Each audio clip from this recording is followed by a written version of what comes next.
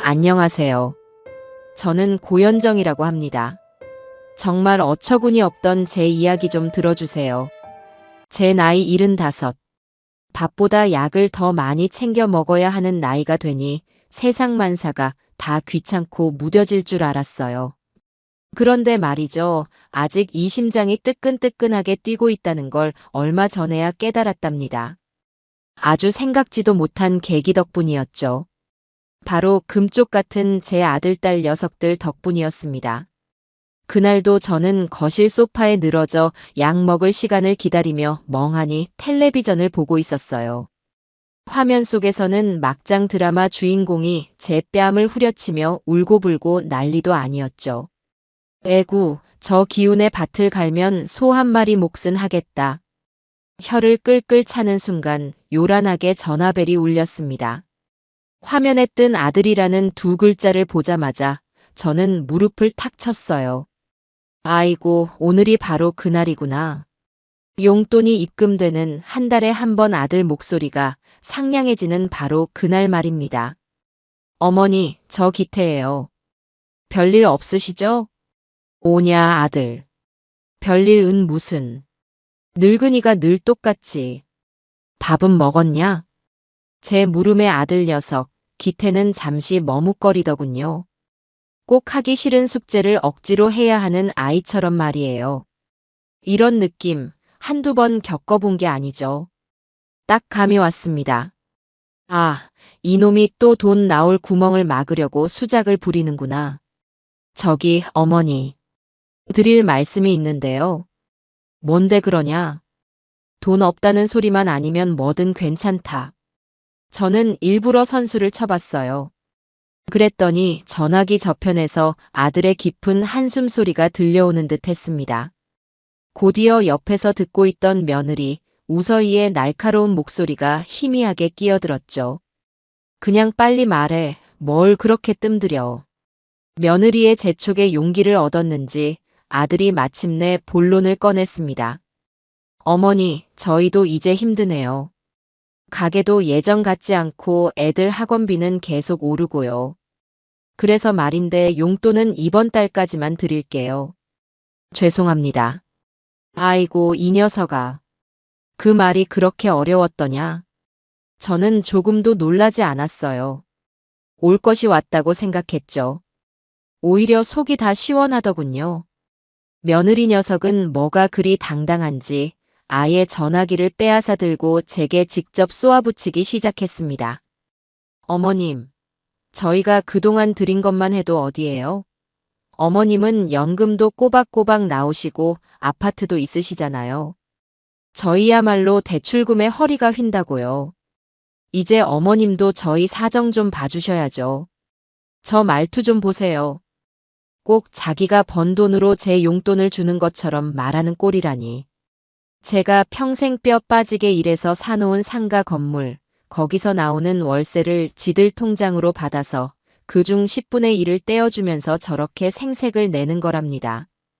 제가 모를 줄 알고. 허파에 바람 들어간 소리 하고 있네. 아주 회개가 어두운 녀석들이에요. 저는 빙그레 웃으며 대답했습니다. 그래, 알겠다. 너희 사정이 그렇다면 어쩔 수 없지. 그동안 고마웠다. 제 차분한 반응에 며느리는 오히려 김이 샜다는 듯 콧방귀를 뀌더군요. 진작 이렇게 말씀하셨으면 좋잖아요. 그러고는지 할 말만 하고 전화를 뚝 끊어버렸습니다. 전화가 끊기고 1분도 채 지나지 않아 이번에는 딸 기숙이에게서 문자 한 통이 도착했어요. 내용은 아주 간단명료했습니다. 엄마, 오빠한테 얘기 들었지? 나도 마찬가지야. 미안. 이 녀석들은 아주 사전 모의라도 한 모양이에요. 손발이 척척 맞는 걸 보니 이럴 때만 남매 사이가 아주 돈독해지나 봅니다. 저는 소파에 다시 편하게 몸을 기댔습니다. 눈물이 나오거나 서운한 마음이 들 줄 알았는데 이상하게도 마음이 아주 평온했어요. 오히려 오랫동안 저를 짓누르던 무거운 족쇄가 풀린 것처럼 홀가분한 기분마저 들었죠. 그래, 이것들이 드디어 본색을 드러내는구나. 잘됐다. 나도 이제 눈치 보지 않고 내 마음대로 살아봐야겠다. 저는 곧바로 아들 녀석에게 다시 전화를 걸었습니다. 신호가 두어 번 울리자 아마 며느리일 테죠. 귀찮다는 목소리로 전화를 받더군요. 어머니, 왜 또 전화하셨어요? 저희 이제 돈 없어요. 돈 얘기 아니니까 걱정 말고 기태 좀 바꿔주렴. 잠시 후 아들 녀석이 마지못해 전화를 받았습니다. 네, 어머니. 아들, 아까 내가 깜빡하고 말을 못한 게 있어서. 잘 들어라. 너희가 이제 내게 용돈을 안 준다고 하니 그럼 나도 이제 너희한테 줄 유산은 없다고 생각하마. 공평한 거지? 제 말에 아들 녀석이 갑자기 푸아하고 웃음을 터뜨렸습니다. 에이, 어머니. 또 농담하신다. 그깟 용돈 몇 푼 안 드린다고 유산을 안 주신대. 저희가 그렇게 속 좁아 보이세요? 알았어요, 알았어. 저희가 잘못했어요. 그래도 용돈은 힘들어요. 그 녀석은 제 말을 그저 늙은이의 서운함에서 나온 투정쯤으로 여기는 모양이었어요. 옆에서 듣고 있던 며느리는 아예 대놓고 비꼬기 시작했죠. 어머님, 지금 저희 협박하시는 거예요? 유산 가지고 그러시는 거 좀 유치한 거 아세요? 유치하다? 그래, 유치하다. 너희는 고상해서 늙은 어미 용돈부터 끊는구나. 저는 더 이상 이 어리석은 것들과 말을 섞고 싶지 않았습니다. 두고 보렴. 내 말이 농담인지 아닌지. 저는 그 한마디만 남기고 전화를 끊어버렸습니다. 이제 주사위는 던져졌어요. 자, 고현정. 이제부터는 진짜 네 인생을 사는 거야. 누구의 엄마도 누구의 아내도 아닌 오롯이 너 자신을 위해서 말이다. 저는 굳게 마음먹었습니다. 다음 날 아침, 저는 평소보다 일찍 눈을 떴습니다. 뻐근한 몸을 일으켜 창밖을 보니 새벽을 여는 청명한 공기가 저를 반겨주더군요. 꼭 제 새로운 인생의 시작을 축하해주는 것만 같았어요. 저는 수십 년 동안 거들떠보지도 않았던 화장대 앞에 앉아 먼지 쌓인 화장품 뚜껑을 열었습니다. 까맣게 말라비틀어진 립스틱을 보니 헛웃음이 나왔죠. 이 좋은 걸 왜 썩히고 살았을까? 저는 그 길로 밖으로 나섰습니다. 목적지는 동네 시장이었어요. 딱히 살 것이 있어서 간 것은 아니었습니다. 그저 활기찬 사람들 틈에 섞여 살아있다는 느낌을 받고 싶었는지도 몰라요. 시장 입구에 들어서자 펄떡이는 생선 비린내와 구수한 빵 냄새, 시끌벅적한 상인들의 외침이 저를 감쌌습니다. 그래, 바로 이거야. 이렇게 부대끼며 사는 게 사람 사는 거지. 한참을 구경하며 걷다가 시장 구석진 골목에서 발걸음을 멈췄습니다. 성순의 국밥이라는 낡은 간판이 눈에 들어왔기 때문이었죠. 가게 안은 텅 비어 있었고 주인으로 보이는 젊은 청년 하나가 찌든 때가 낀 테이블을 힘없이 닦고 있었습니다. 행색은 남루했지만 어딘지 모르게 선한 인상이 느껴지는 청년이었어요. 그때 가게 안으로 술에 취한 듯한 남자가 비틀거리며 들어왔습니다. 그는 자리에 앉자마자 청년에게 고래고래 소리를 지르기 시작했어요. 야, 여기 국밥 하나 줘봐. 얼큰하게. 청년은 아무 말 없이 주방으로 들어가 국밥을 끓여왔습니다. 남자는 국밥을 한 숟가락 뜨는가 싶더니 갑자기 인상을 쓰며 국밥 그릇을 테이블 위에 내동댕이 쳤어요. 이게 국밥이야, 맹물이야. 맛이 왜 이따위야? 돈 아까워서 장사 어떻게 하냐?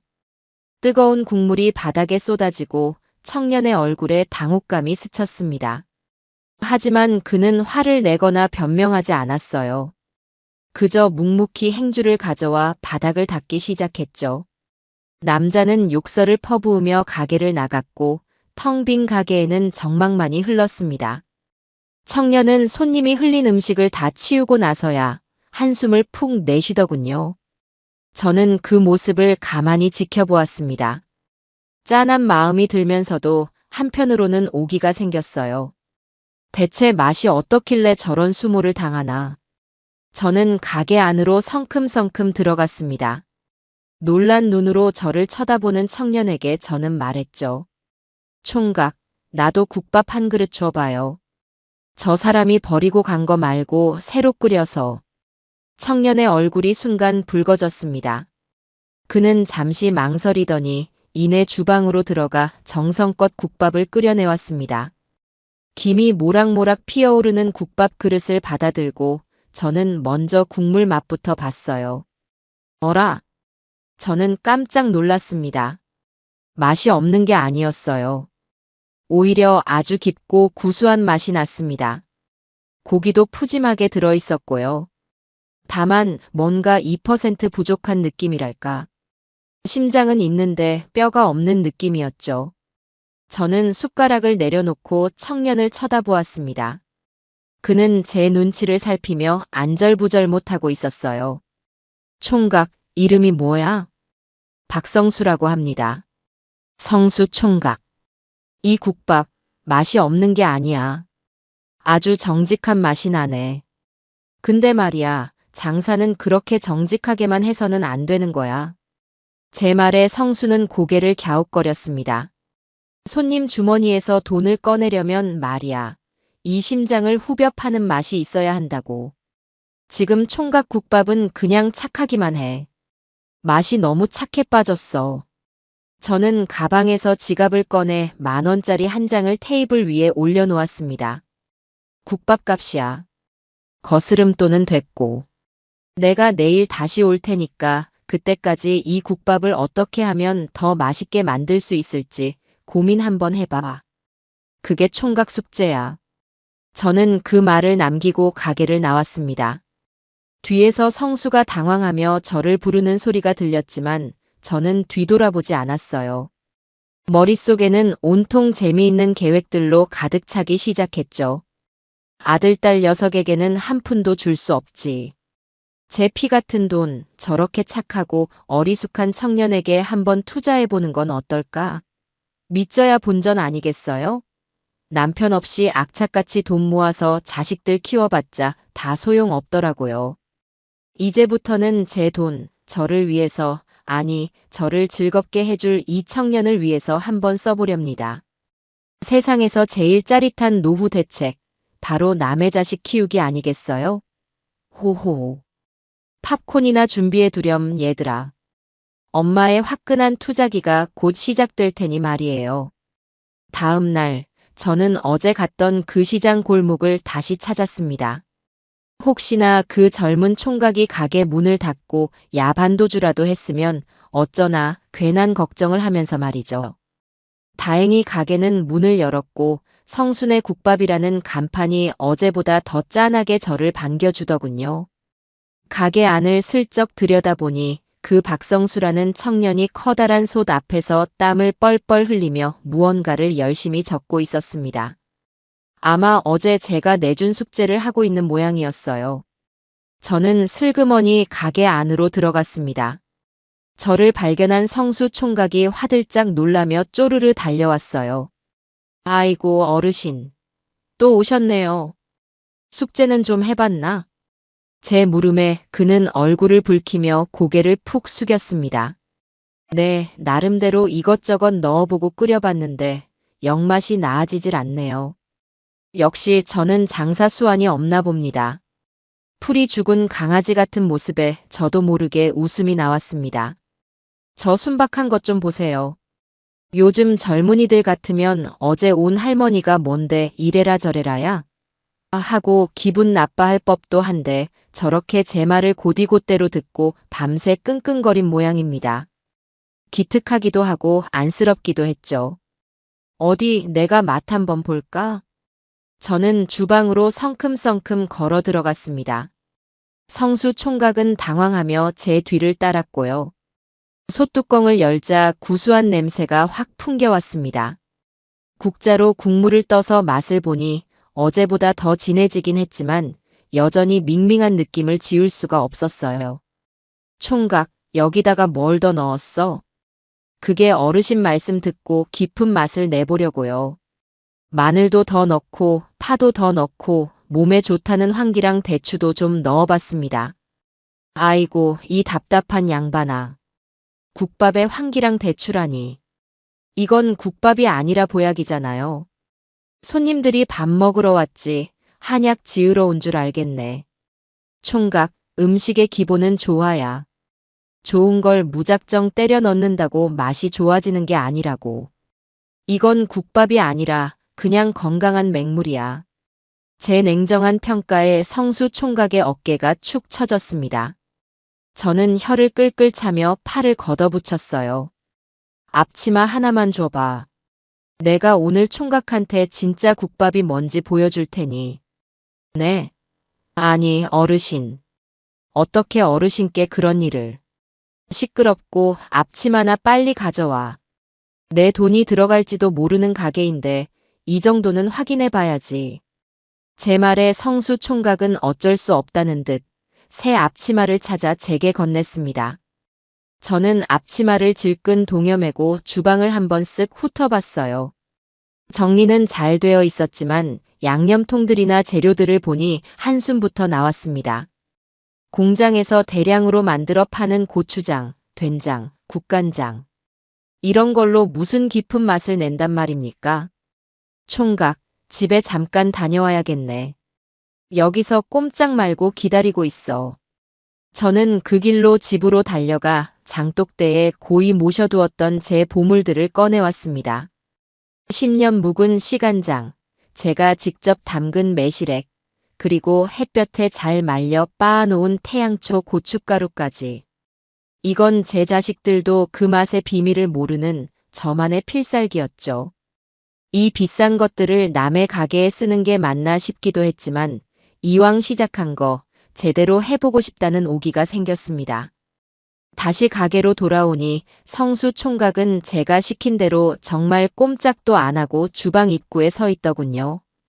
저는 제가 가져온 양념들을 보여주며 말했습니다. 자, 지금부터 내가 하는 거 눈 똑똑히 뜨고 잘 봐. 이건 돈 주고도 못 배우는 거야. 저는 먼저 솥에 들어있던 내용물을 모조리 덜어냈습니다. 그리고는 새로 물을 받아 제가 가져온 시간장과 몇 가지 비법 재료들을 넣고 육수를 내기 시작했어요. 1시간이 지났을까 주방에는 이전과는 비교도 할 수 없는 깊고 구수한 향기가 진동했습니다. 성수 총각은 넋을 잃고 그 모습을 바라보고 있었죠. 자, 맛 한번 봐. 저는 국자로 국물을 떠서 성수 총각에게 건넸습니다. 그는 조심스럽게 국물을 받아 마시더니 갑자기 눈을 동그랗게 떴어요. 어르신, 이게 어떻게 이런 맛이 나죠? 제가 끓인 거랑은 차원이 다른데요. 그러니까 내가 말했잖아. 음식은 조화라고. 그리고 가장 중요한 건 바로 이 시간이야. 이 간장 한 방울에 10년의 시간이 담겨 있는 거라고. 알겠어? 그는 연신 고개를 끄덕이며 감탄사를 연발했습니다. 그 모습을 보니 왠지 모르게 뿌듯하고 신이 났어요. 자식 놈들한테 밥 해줄 때는 한 번도 느껴보지 못했던 보람이었습니다. 그때였어요. 텅 빈 가게에 드디어 첫 손님이 들어왔습니다. 점심시간이 훌쩍 지난 시간이라 기대도 안 했는데 말이죠. 손님은 자리에 앉자마자 국밥 하나요를 외쳤습니다. 성수 총각은 긴장한 얼굴로 저를 쳐다봤어요. 저는 눈짓으로 그를 안심시키고 새로 끓인 육수로 국밥을 말아 내보냈습니다. 결과는 대성공이었죠. 손님은 국물 한 방울 남기지 않고 그릇을 싹 비우더니 계산을 하며 성수 총각에게 말했습니다. 사장님, 오늘 국밥 맛이 왜 이렇게 좋아요? 주방장 바뀌었어요? 와, 진짜 맛있네. 내일 또 와야겠다. 칭찬 한마디에 성수 총각의 얼굴에 환한 미소가 번졌습니다. 그 모습을 보니 제 마음도 따뜻해졌어요. 저는 결심을 굳혔습니다. 그래, 바로 여기다. 내 남은 인생과 재산을 투자할 곳은 바로 이곳이다. 손님이 나가고 저는 의자를 끌어다 성수 총각 앞에 앉았습니다. 그리고는 단도직입적으로 말했죠. 총각, 내가 돈 좀 있는데 이 가게에 투자 좀 해볼까? 그러자 성수 총각은 마시던 물을 뿜을 뻔했습니다. 네. 투자요? 어르신 무슨 말씀이세요? 못 알아들었어? 내가 이 가게 동업자가 되어주겠다고. 가게 확장하는 돈도 대주고 내 비법 레시피도 전부 전수해주고. 어때, 구미가 좀 당기나? 저는 의기양양하게 말했지만 성수 총각의 반응은 예상 밖이었습니다. 그는 고개를 절레절레 저으며 손사래를 쳤어요. 아닙니다, 어르신. 저 같은 사람한테 투자하시면 망합니다. 이 가게 곧 정리하려고 했어요. 어르신의 소중한 돈을 제가 망칠 수는 없습니다. 마음만 감사히 받을게요. 아니, 이 청년 좀 보세요. 돈을 대주겠다는데 마다하는 사람이 세상에 어디 있습니까? 보통은 옳다구나 하고 덥석 물 텐데 말이죠.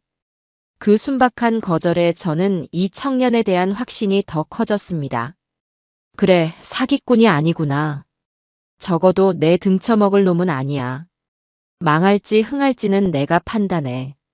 총각은 내 레시피대로 국밥만 열심히 끓이면 되는 거야. 싫어. 싫은 게 아니라 그럴 수는 없습니다. 정말입니다, 어르신. 그는 끝까지 제 제안을 거절했습니다. 저는 더 이상 그를 설득하지 않았어요. 고집이 보통이 아니더군요. 대신 이렇게 말했습니다. 좋아. 그럼 투자는 없던 걸로 하지. 대신 내가 여기서 아르바이트를 좀 해야겠다. 네. 아르바이트요? 그래. 주방 이모. 시급은 최저시급으로 쳐주고. 어때? 제 기상천외한 제안에 성수 총각은 입을 떡 벌리고 저를 쳐다보기만 했습니다.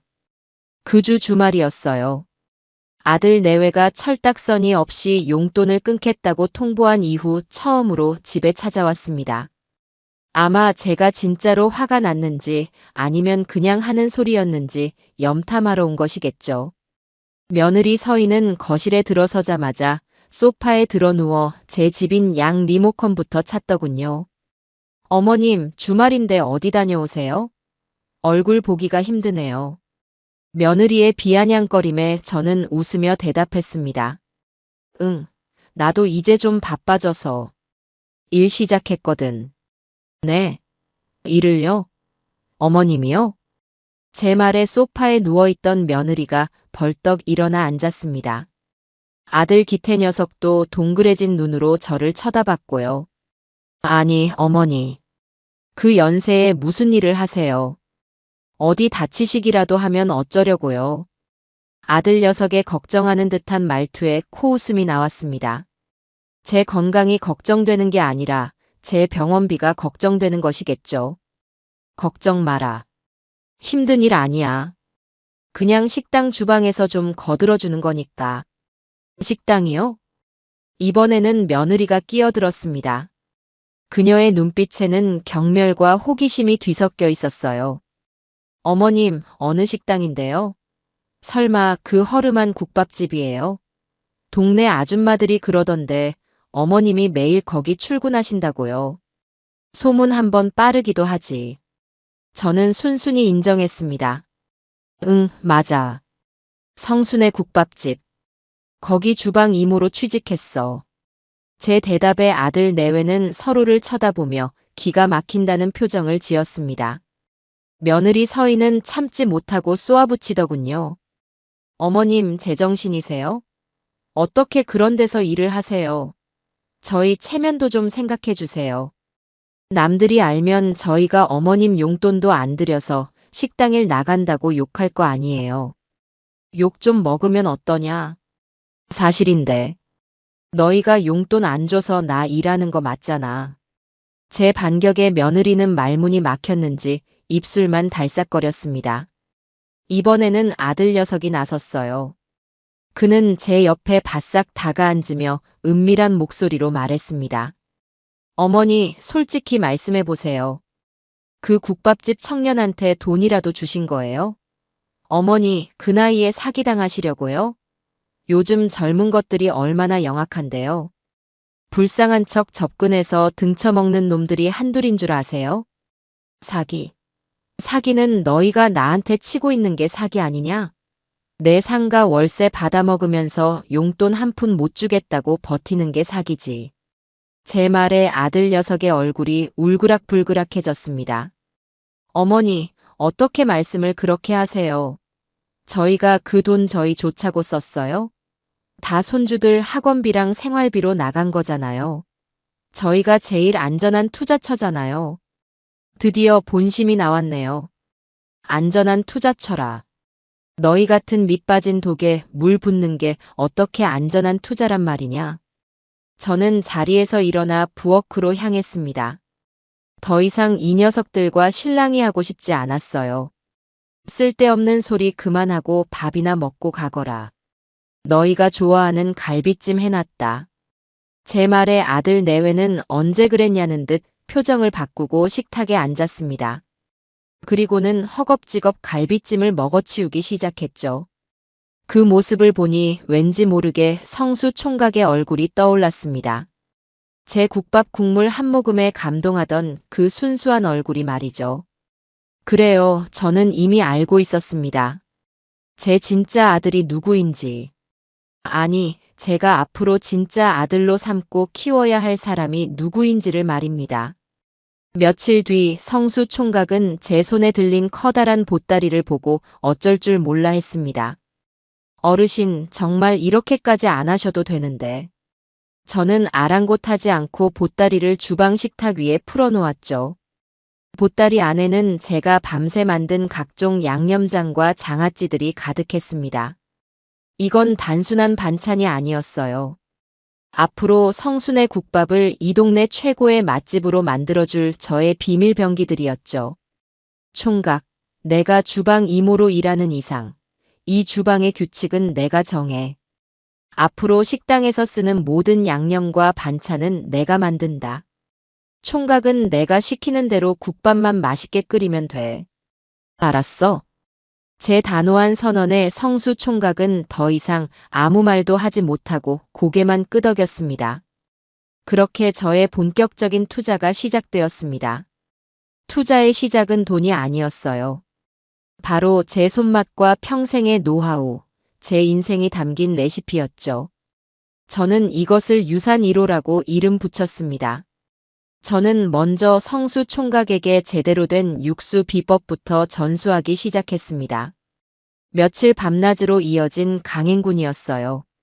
솥뼈를 얼마나 고아야 하는지, 어떤 순서로 재료를 넣어야 하는지, 불 조절은 어떻게 해야 하는지, 사소한 것 하나까지 꼼꼼하게 가르쳤습니다. 성수 총각은 군소리 한마디 없이 제가 시키는 대로 묵묵히 따라왔어요. 잠도 제대로 못 자 퀭한 눈을 하고서도 제가 무언가를 가르쳐 줄 때면 아이처럼 눈을 반짝였습니다. 그 모습이 어찌나 예뻐 보이던지. 제 아들놈은 대학 등록금 내줄 때도 저런 눈빛을 보여준 적이 없었는데 말이죠. 마침내 우리의 새로운 국밥이 완성되었습니다. 이전과는 비교할 수 없는 깊고 진한 맛이었죠. 성수 총각은 자기가 만든 국밥을 맛보고는 감격해서 눈물까지 글썽였습니다. 어르신 감사합니다. 정말 감사합니다. 돌아가신 저희 어머니도 이렇게 맛있는 국밥은 못 끓여주셨어요. 이제 시작이야, 임마. 울지 말고 정신 똑바로 차려. 저는 퉁명스럽게 말했지만 마음 한구석이 찡해오는 건 어쩔 수 없었습니다. 국밥 맛이 달라지자 거짓말처럼 손님들이 하나둘 늘기 시작했습니다. 처음에는 동네 어르신들이나 시장 상인들이 대부분이었죠. 그들은 하나같이 아니, 이 집 국밥 맛이 왜 이렇게 변했어? 완전 다른 집이 됐네. 라며 놀라워했습니다. 입소문은 참 무서운 것이더군요. 일주일도 채 지나지 않아 점심시간이면 가게 안은 손님들로 북적이기 시작했습니다. 저는 국밥 맛만 바꾼 것이 아니었어요. 가게 전체를 뜯어고치기 시작했죠. 칙칙했던 벽지는 화사한 색으로 새로 도배하고 끈적거리던 테이블과 의자는 윤이 나게 닦았습니다. 삐뚤빼뚤 쓰여있던 메뉴판은 제가 직접 붓글씨로 써서 새로 걸었고요. 성수 총각에게는 꼬질꼬질한 티셔츠 대신 깔끔한 조리복을 사입혔습니다. 허름하고 지저분했던 국밥집은 어머니와 아들이 운영하는 정겨운 맛집이라는 새로운 컨셉으로 다시 태어났죠. 물론 여기서 아들은 제 친아들이 아니라 성수 총각을 말하는 것이었지만요. 가게가 점점 활기를 띠자 성수 총각의 얼굴에도 웃음꽃이 피었습니다. 그는 매일 저보다 먼저 가게에 나와 청소를 하고 재료를 준비했어요. 손님들에게는 또 어찌나 친절하게 대하는지. 그의 성실함과 착한 심성은 손님들에게도 고스란히 전해졌습니다.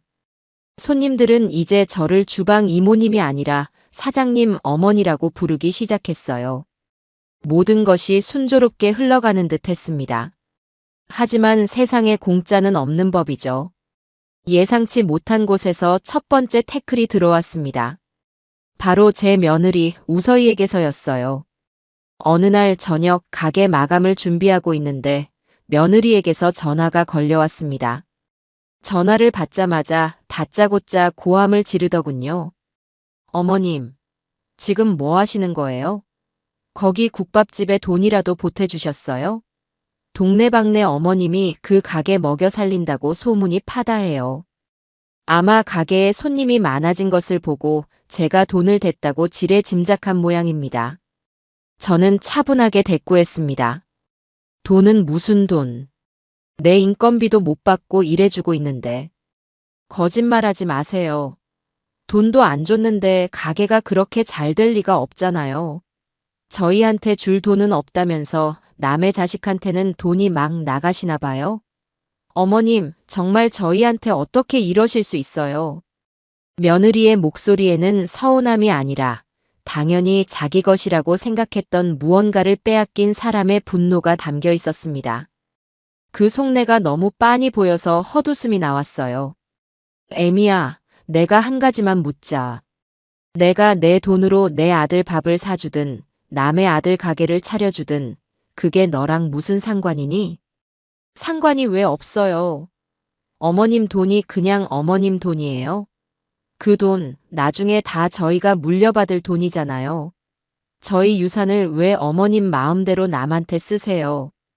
드디어 이실직고를 하네요. 제가 아니라 제 돈이 자기들 것이라고 생각하고 있었던 겁니다. 저는 더 이상 이 어리석은 며느리와 말을 섞고 싶지 않았습니다. 잘 들어라. 이제 거긴 그냥 국밥집이 아니라 내 사업장이야. 내 노후를 책임져줄 아주 중요한 사업장이라고. 그러니 앞으로 그 가게에 대해 함부로 말하지 마라. 그리고 한 가지 더. 네가 말한 그 유산, 이제 너희한테는 한 푼도 안 돌아갈 줄 알아. 내가 그 잘난 유산으로 뭘 하는지 앞으로 눈 똑똑히 뜨고 지켜보기나 해. 저는 그 말을 끝으로 전화를 끊어버렸습니다. 전화기 저편에서 며느리가 악을 쓰는 소리가 들렸지만 조금도 신경 쓰이지 않았어요. 오히려 마음이 후련했습니다. 그래요, 이제 전쟁은 시작되었습니다. 그리고 이 전쟁의 승자는 처음부터 정해져 있었죠. 바로 저 고연정입니다. 저는 수화기를 내려놓고 땀 흘리며 주방을 청소하고 있는 성수 총각을 바라보았습니다. 저 착한 청년을 위해서라면 제 전 재산을 다 걸어도 아깝지 않다는 생각이 들었어요. 그것이 제 자식 놈들의 코를 납작하게 만들어줄 가장 확실한 방법이라는 것도 잘 알고 있었죠. 며느리와의 통화 이후 저는 더 이상 망설이지 않기로 했습니다. 어설픈 경고만으로는 저 녀석들의 탐욕을 멈출 수 없다는 것을 깨달았기 때문이죠. 저는 다음 날 바로 은행으로 달려가 제 명의로 된 예금 중 일부를 해지했습니다. 그리고 그 돈으로 성순의 국밥의 상표 등록부터 마쳤어요. 이제 이 가게는 법적으로도 제 자산이 된 셈입니다. 가게는 나날이 번창했습니다. 입소문을 타고 동네뿐만 아니라 멀리서도 찾아오는 손님들이 생겨났어요. 점심시간에는 가게 앞에 줄을 서는 것이 당연한 풍경이 되었죠. 성수 총각은 밀려드는 손님의 허리가 휠 지경이었지만 얼굴에서는 웃음이 떠나질 않았습니다. 저 역시 고된 주방일이 힘들기는커녕 하루하루가 즐겁고 보람찼어요. 평생을 가족 뒷바라지만 하며 살아왔는데 이제야 비로소 제 인생의 주인이 된 것 같은 기분이었습니다. 그러던 어느 날 우리 가게에 아주 특별한 손님이 찾아왔습니다. 딱 봐도 평범한 손님은 아니었어요. 커다란 카메라를 들고 있었고 혼자서 밥을 먹으면서도 계속 무언가를 중얼거렸거든요. 성수 총각이 제게 와서 조심스럽게 속삭였습니다. 어르신, 저 손님 아무래도 유튜버인 것 같아요. 유튜버? 그게 뭔데? 인터넷으로 방송하는 사람이요. 보통 저렇게 혼자 와서 카메라로 찍으면서 방송하더라고요. 저는 그제야 고개를 끄덕였습니다. 텔레비전에서 몇 번 본 적이 있었죠. 요즘 젊은이들은 밥 먹는 것까지 방송을 한다더니 정말이었나 봅니다. 그 유튜버는 우리 가게의 대표 메뉴인 국밥을 시켜 먹었습니다. 그는 국물을 한 숟가락 뜨자마자 갑자기 카메라를 향해 눈을 동그랗게 뜨며 외쳤어요. 여러분, 와, 이거 진짜 대박입니다. 제가 찾던 맛이 바로 이거예요. 할머니의 손맛과 청년 사장님의 정성이 만난 인생 국밥입니다. 와, 국물이 끝내줘요. 그는 호들갑을 떨며 국밥 한 그릇을 순식간에 비웠습니다. 그리고는 계산을 하고 나가면서 성수 총각과 제게 엄지손가락을 치켜 세우며 말했죠. 사장님, 어머님, 정말 맛있게 잘 먹었습니다. 이 가게는 무조건 대박 날 겁니다. 제가 보장합니다. 그의 말은 현실이 되었습니다. 그날 밤 맛따라가요 TV라는 채널의 골목에 숨겨진 진짜 국밥 맛집을 찾았습니다. 라는 제목으로 우리 가게 영상이 올라왔습니다. 영상은 하루 만에 조회수 100만을 돌파했고 댓글창에는 당장 좌표 찍어주세요. 현기증 난단 말이에요. 우리 동네에 저런 곳이 있었다니 같은 글들이 수천 개가 달렸습니다. 다음 날 가게 문을 열기도 전부터 가게 앞은 손님들로 장사진을 이루었습니다. 끝이 보이지 않는 줄에 저와 성수 총각은 입을 떡 벌리고 말았죠. 그날 우리는 그야말로 눈코 뜰 새 없이 바빴습니다. 재료가 조기에 소진되어 점심 장사밖에 못할 정도였으니까요. 몸은 녹초가 되었지만 제 통장에 찍히는 어마어마한 매출액을 보니 피로가 싹 가시는 기분이었습니다. 하지만 세상 모든 일에는 빛과 그림자가 함께 있는 법이죠. 가게가 잘 되는 꼴을 그냥 두고 볼 리 없는 사람들이 있었습니다. 바로 제 아들 내외였어요. 며칠 뒤 한창 바쁜 점심시간에 며느리 서희가 손님인 척 가게에 찾아왔습니다. 얼굴을 가리려고 그랬는지 커다란 선글라스에 스카프까지 두르고 있었지만 매의 눈인 제가 그걸 못 알아볼 리가 없었죠. 저 여우 같은 게 또 무슨 꿍꿍이로 여기까지 왔을까? 저는 그녀의 행동을 예의주시했습니다. 아니나 다를까 그녀는 국밥을 거의 다 먹어갈 무렵 주변을 슬쩍 살피더니 자기 머리카락을 한 움큼 뽑아 국밥 그릇에 넣는 것이 아니겠어요? 그리고는 곧바로 자리에서 일어나 온 가게가 떠나가라 소리를 질렀습니다. 사장님, 이게 지금 뭐예요? 음식에서 머리카락이 나왔잖아요. 와, 이 가게 위생이 엉망이네. 장사 이따위로 할 거예요? 그녀의 고함에 가게 안의 모든 손님들의 시선이 집중되었습니다. 성수 총각은 당황해서 어쩔 줄 몰라 하며 달려왔고요. 죄송합니다, 손님. 제가 바로 새로 해주는 걸로 끝날 문제예요. 밥맛 다 버렸네. 당장 환불해주고 보상해주세요.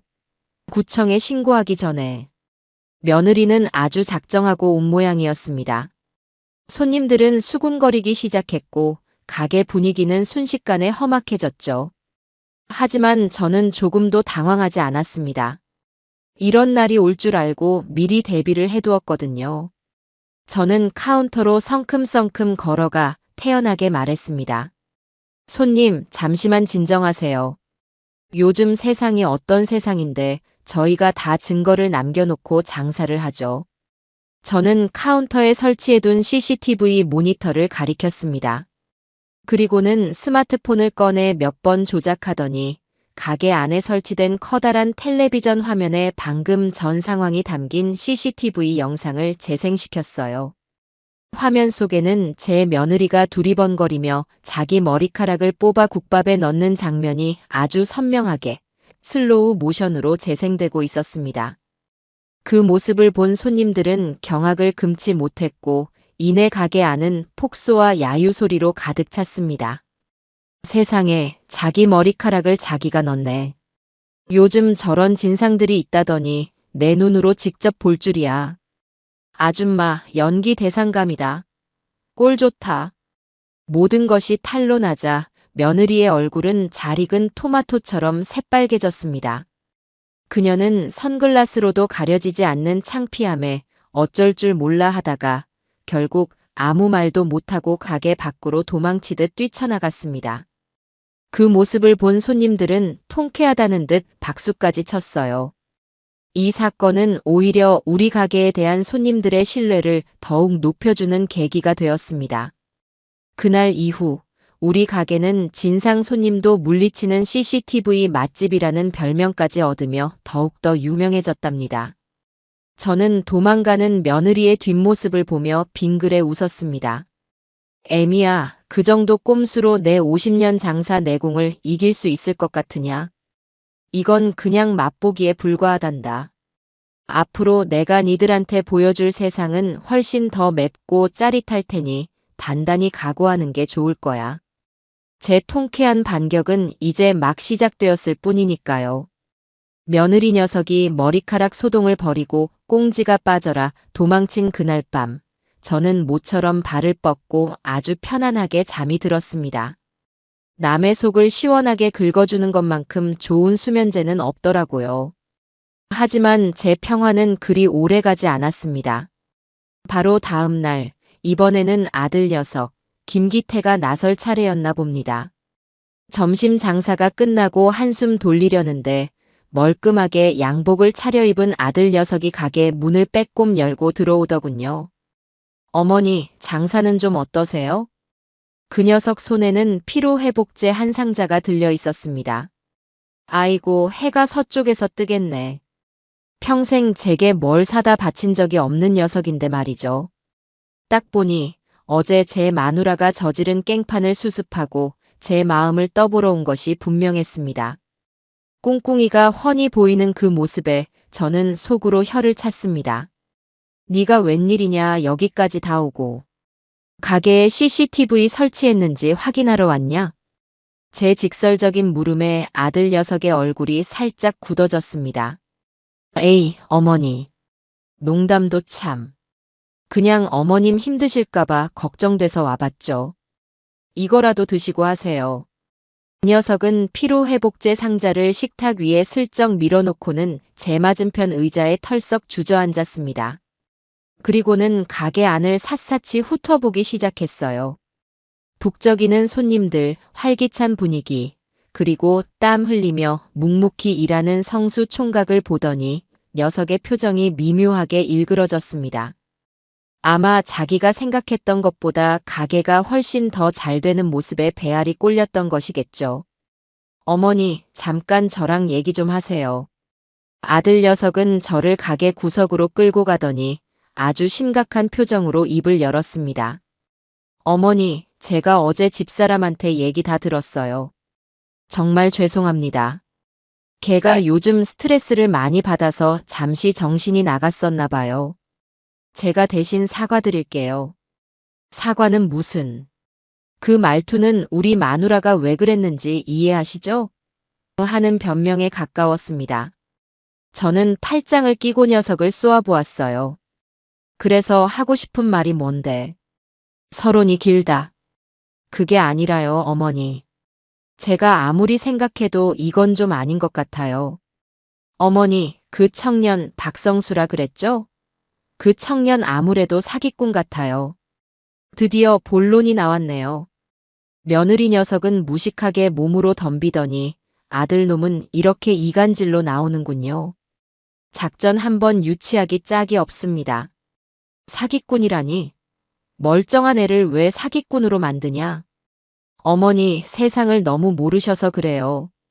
저렇게 순진한 척, 착한 척 접근해서 어르신들. 재산놀이는 제비 같은 놈들이 한둘인 줄 아세요? 어머니 등쳐서 이 가게만 낼름 뺏으려는 속셈일 수도 있다고요. 어머니는 지금 저놈한테 된통 속고 계신 거예요.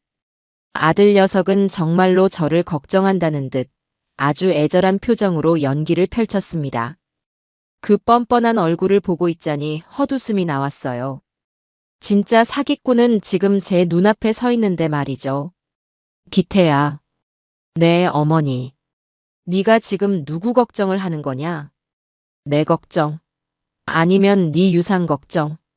제 정곡을 찌르는 말에 녀석의 얼굴이 파랗게 질렸습니다. 어머니, 어떻게 말씀을 그렇게 하세요? 제가 어머니 걱정돼서 드리는 말씀인데. 됐다.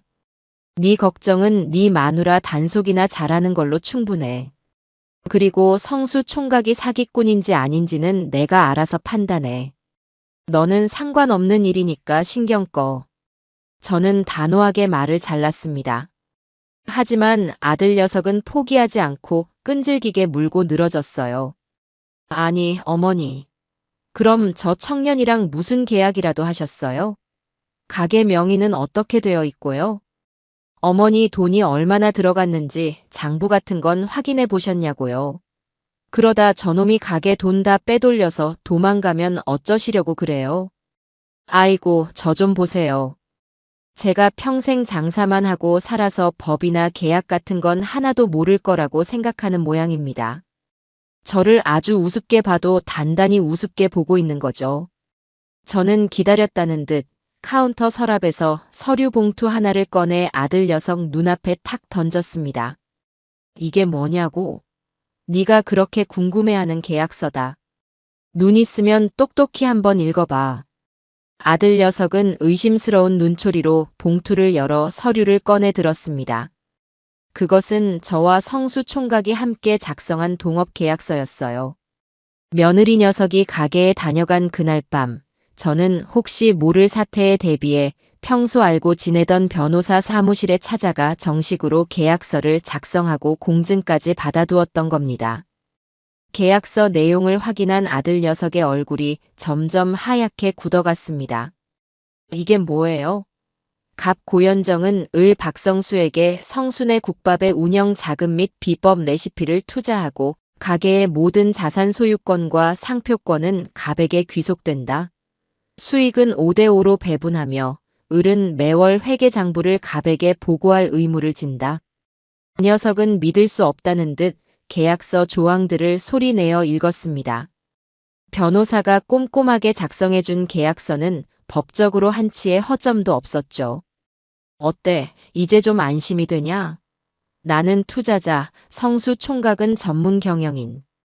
우리는 아주 공적인 비즈니스 파트너 관계란다. 내가 니들처럼 그렇게 허술하게 일 처리할 사람으로 보였어? 저는 의기양양하게 말했습니다. 아들 녀석은 계약서를 든 채 부들부들 떨며 아무 말도 하지 못했어요. 자기가 꾸민 계략이 너무나도 완벽하게 막혀버리자 충격이 컸던 모양입니다. 그리고 한 가지 더 좋은 소식을 알려주지. 저는 여기서 멈추지 않고 결정타를 날리기로 했습니다. 가게가 너무 잘 돼서 말이야, 확장을 좀 해야겠어. 마침 옆 가게가 비어 있더라고. 내가 오늘 계약하고 왔다. 네. 확장이요? 그래.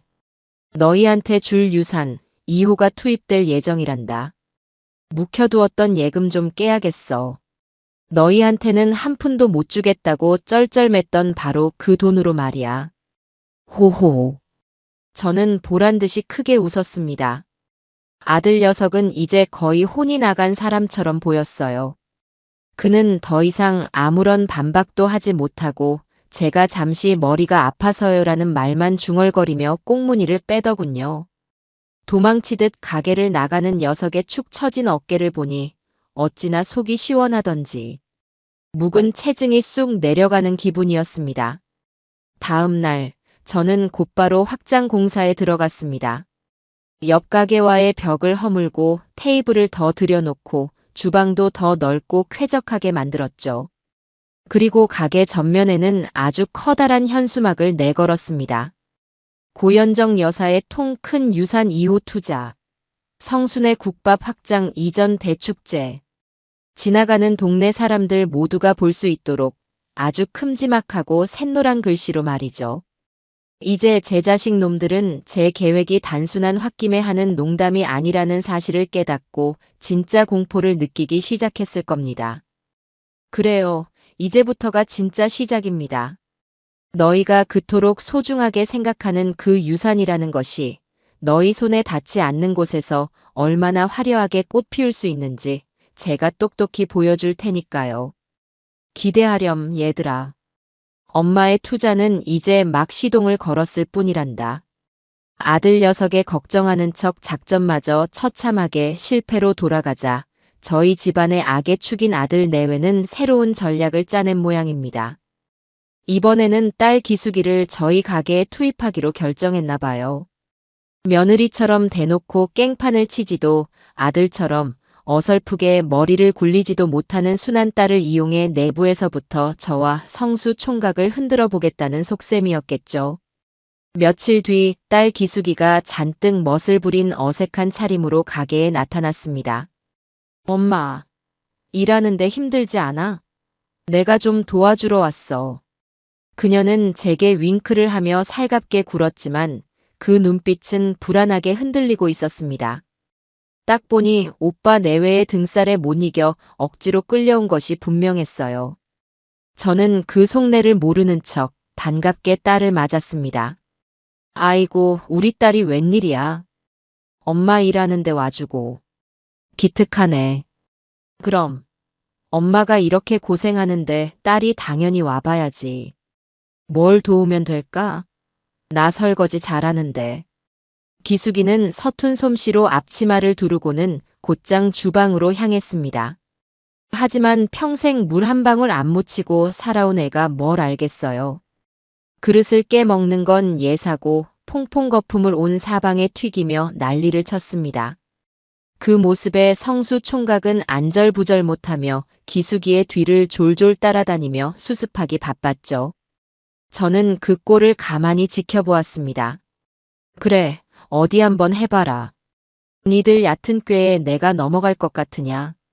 저는 기숙이가 무슨 목적으로 이곳에 왔는지 다 알고 있었습니다. 아마 저 몰래 성수 총각에게 접근해서 우리 엄마 돈 보고 접근하는 거죠? 따위의 유치한 질문을 던지며 그의 속을 떠보거나 어떻게든 흠을 잡아내려 혈안이 되어 있겠죠. 아니나 다를까 기숙이는 설거지를 핑계로 계속 주방에 머물며 성수 총각에게 슬쩍슬쩍 말을 걸기 시작했습니다. 사장님, 젊으신데 고생이 많으시네요. 우리 엄마 때문에 괜히 더 힘드신 거 아니에요? 아닙니다. 회장님, 아니 어르신 덕분에 제가 이렇게 장사하는 걸요. 성수 총각은 어색하게 웃으며 대답했습니다. 기숙이는 포기하지 않고 계속해서 그를 떠봤어요. 근데 사장님은 고향이 어디세요? 부모님은 다 계시고요? 우리 엄마는 인정이 많아서 좀 딱한 사정 있는 사람 보면 그냥 못 지나치시거든요. 그 말은 즉, 너 혹시 불쌍한 척 우리 엄마한테 접근한 거 아니니? 하는 소리였습니다. 저런 한심한 질문에 성수 총각이 어떻게 대답할지 저도 궁금해지더군요. 점심 장사가 끝나고 잠시 한가해진 틈을 타 기숙이는 작정하고 성수 총각에게 다가갔습니다. 저는 못 듣는 척 홀에서 테이블을 닦으며 두 사람의 대화에 귀를 기울였어요. 사장님, 잠깐 얘기 좀 할 수 있을까요? 기숙이는 주방 한쪽 구석에서 쉬고 있는 성수 총각에게 다가가 조심스럽게 말을 걸었습니다. 성수 총각은 의아한 표정으로 그녀를 바라봤죠. 네, 말씀하세요. 저희 엄마가 이 가게에 돈을 얼마나 대주신 거예요? 솔직하게 말씀해 주세요. 저희 엄마가 사장님한테 속고 있는 것 같아서 제가 너무 불안해서 그래요. 딸 녀석은 눈물까지 글썽이며 동정심을 유발하는 작전을 쓰는 모양이었습니다. 성수 총각은 잠시 아무 말 없이 기숙이를 바라보더니 이내 깊은 한숨을 내쉬었습니다. 그리고는 뜻밖의 이야기를 꺼내기 시작했어요. 따님. 그는 기숙이를 따님이라고 불렀습니다. 그 호칭에는 묘한 거리감과 함께 예의가 담겨 있었죠. 제가 어르신께 돈을 받은 건 사실입니다.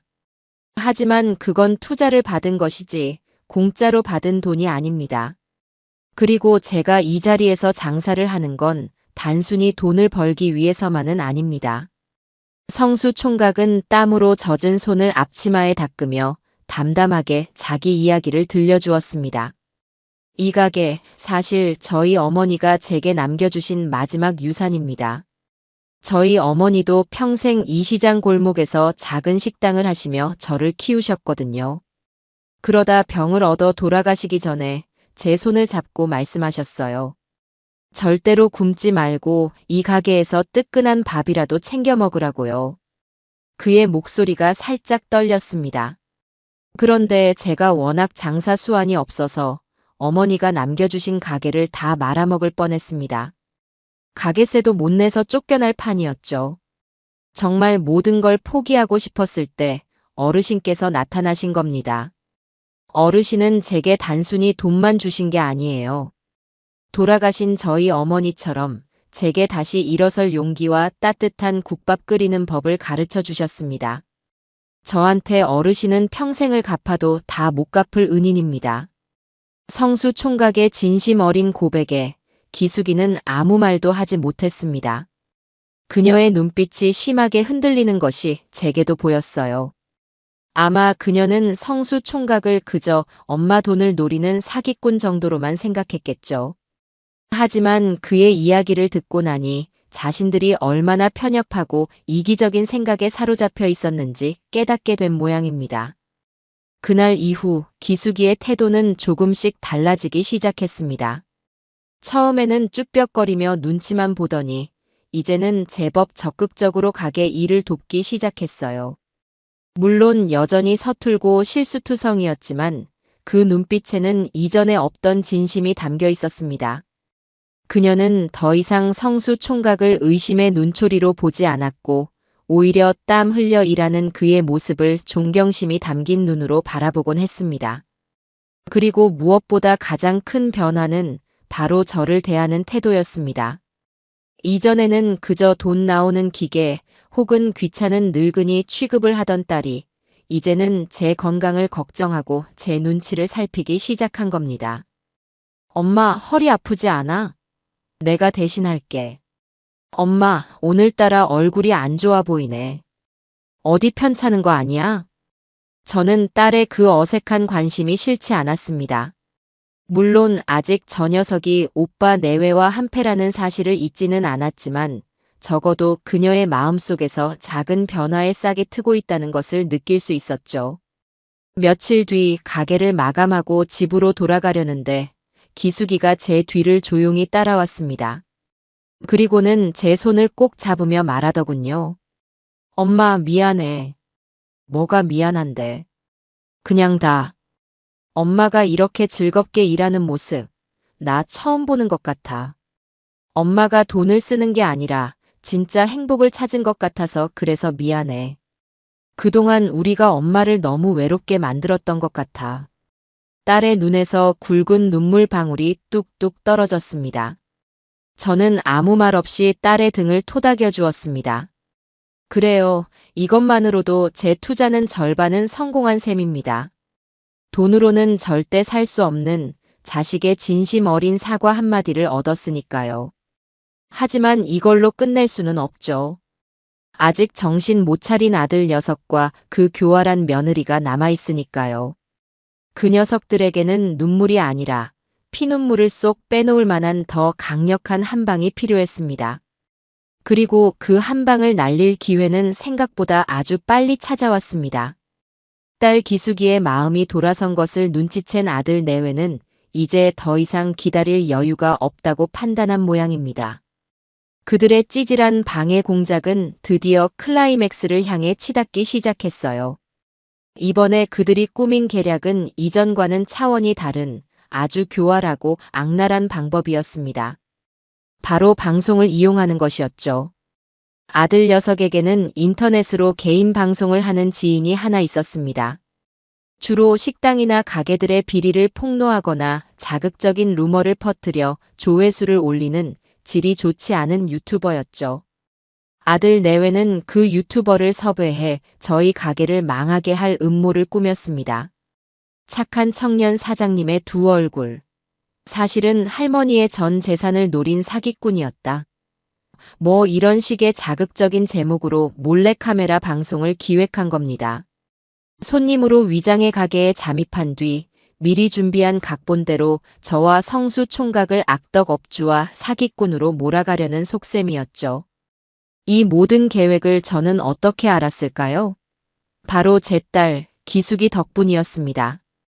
양심의 가책을 느낀 기숙이가 오빠 내외의 대화를 몰래 녹음해서 제게 가져온 겁니다. 엄마, 오빠랑 올케가 정말 미쳤나 봐. 이런 짓까지 꾸미고 있어. 엄마, 이 방송 나가면 우리 가게 정말 큰일 나는 거 아니야? 어떡해? 기숙이는 울먹이며 제게 녹음 파일을 들려주었습니다. 녹음 파일 속에서 제 아들과 며느리는 방송을 어떻게 조작할지에 대해 아주 신나게 떠들고 있었어요. 저는 그 내용을 들으며 분노하기보다는 오히려 웃음이 나왔습니다. 아이고, 이 어리석은 것들아. 니들 머리 꼭대기에는 이 늙은 엄마가 앉아 있단다. 저는 딸을 안심시켰습니다. 걱정 마라. 위기는 곧 기회라고 했어. 이건 하늘이 우리 가게를 전국구 스타로 만들어주려고 주신 기회야. 너는 그냥 아무것도 모르는 척 평소처럼 행동하기만 하면 돼.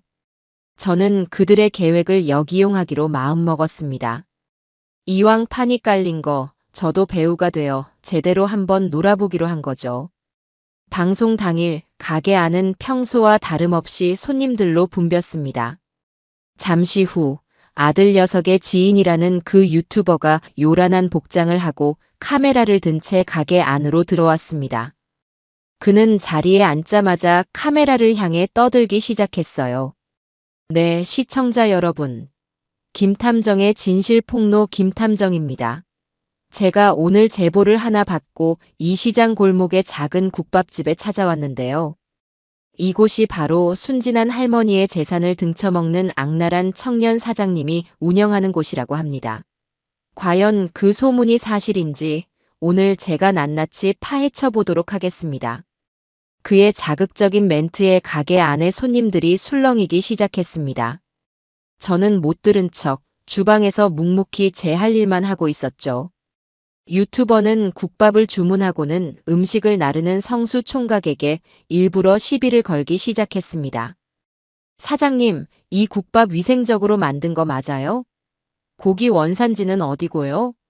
이거 혹시 유통기한 지난 재료 쓰는 거 아니에요? 말도 안 되는 트집을 잡으며 성수 총각을 몰아세웠습니다. 성수 총각은 제게 미리 언지를 받은 대로 당황한 표정으로 어버버하며 제대로 대답을 못하는 연기를 펼쳤죠. 그게 아니고요, 손님. 저희는 매일 신선한 재료만. 됐고. 주방에서 일하시는 할머니는 누구세요? 가족이세요? 혹시 저 할머니 월급은 제대로 주고 일 시키는 겁니까? 유튜버는 이제 타겟을 저로 돌렸습니다. 저는 기다렸다는 듯 슬픈 표정을 지으며 주방에서 나왔습니다. 그리고는 유튜버의 카메라를 향해 하소연하듯 말하기 시작했죠. 아이고 선생님. 그런 거 물어보지 마세요. 우리 착한 박 사장이 난처해집니다. 할머니 괜찮습니다. 진실을 말씀해 주세요. 저 사장님이 할머니를 착취하고 있는 겁니까? 저는 눈물을 글썽이며 제 아들 내외가 짜놓은 각본대로 완벽한 연기를 펼쳤습니다. 착취는요, 무슨. 다 내가 좋아서 하는 일인데요. 내가 이 나이에 어디 가서 돈을 벌겠어요. 우리 박 사장이 걷어준 것만 해도 고맙죠. 그런데 내가 이 가게에 내 전 재산을 다 걸어서 우리 박 사장, 절대로 나를 배신하면 안 되는데 아이고 내 팔자야. 저는 일부러 전 재산이라는 단어를 강조하며 바닥에 주저앉아 대성통곡하는 연기를 했습니다. 제 신들린 연기에 가게 안은 순식간에 숙연해졌고 유튜버는 옳다구나 하는 표정으로 카메라를 제게 바싹 들이밀었죠. 그의 방송 채팅창은 저런 악마 같은 놈. 할머니 너무 불쌍해요. 같은 글들로 도배되고 있었습니다. 모든 것이 그들의 계획대로 흘러가는 듯 했습니다. 방송 말미 유튜버는 의기양양하게 카메라를 보며 클로징 멘트를 날렸습니다. 네, 시청자 여러분. 보셨습니까? 이 모든 것이 저 순진한 할머니의 재산을 노린 저 파렴치한 청년 사장의 사기극이었습니다. 경찰에 신고해서 저런 악덕 업주는 바로 그 순간이었습니다. 저는 울음을 뚝 그치고 자리에서 벌떡 일어났습니다. 그리고는 유튜버의 손에 들려있던 마이크를 낚아채 온 가게가 떠나가라 외쳤습니다. 맞아요. 여러분, 이 모든 건 사기극입니다. 하지만 그 사기극의 주인공은 우리 박 사장이 아니라 바로 제 아들 김기태와 며느리 우서희가 제 유산을 노리고 꾸민 더러운 사기극입니다. 제 선언의 가게 안의 모든 사람들과 방송을 보던 수만 명의 시청자들이 충격에 빠졌습니다. 유튜버는 당황해서 어버버하며 마이크를 다시 뺏으려 했지만 저는 그를 가볍게 밀쳐내고 말을 이어갔습니다. 여기 그 증거가 있습니다.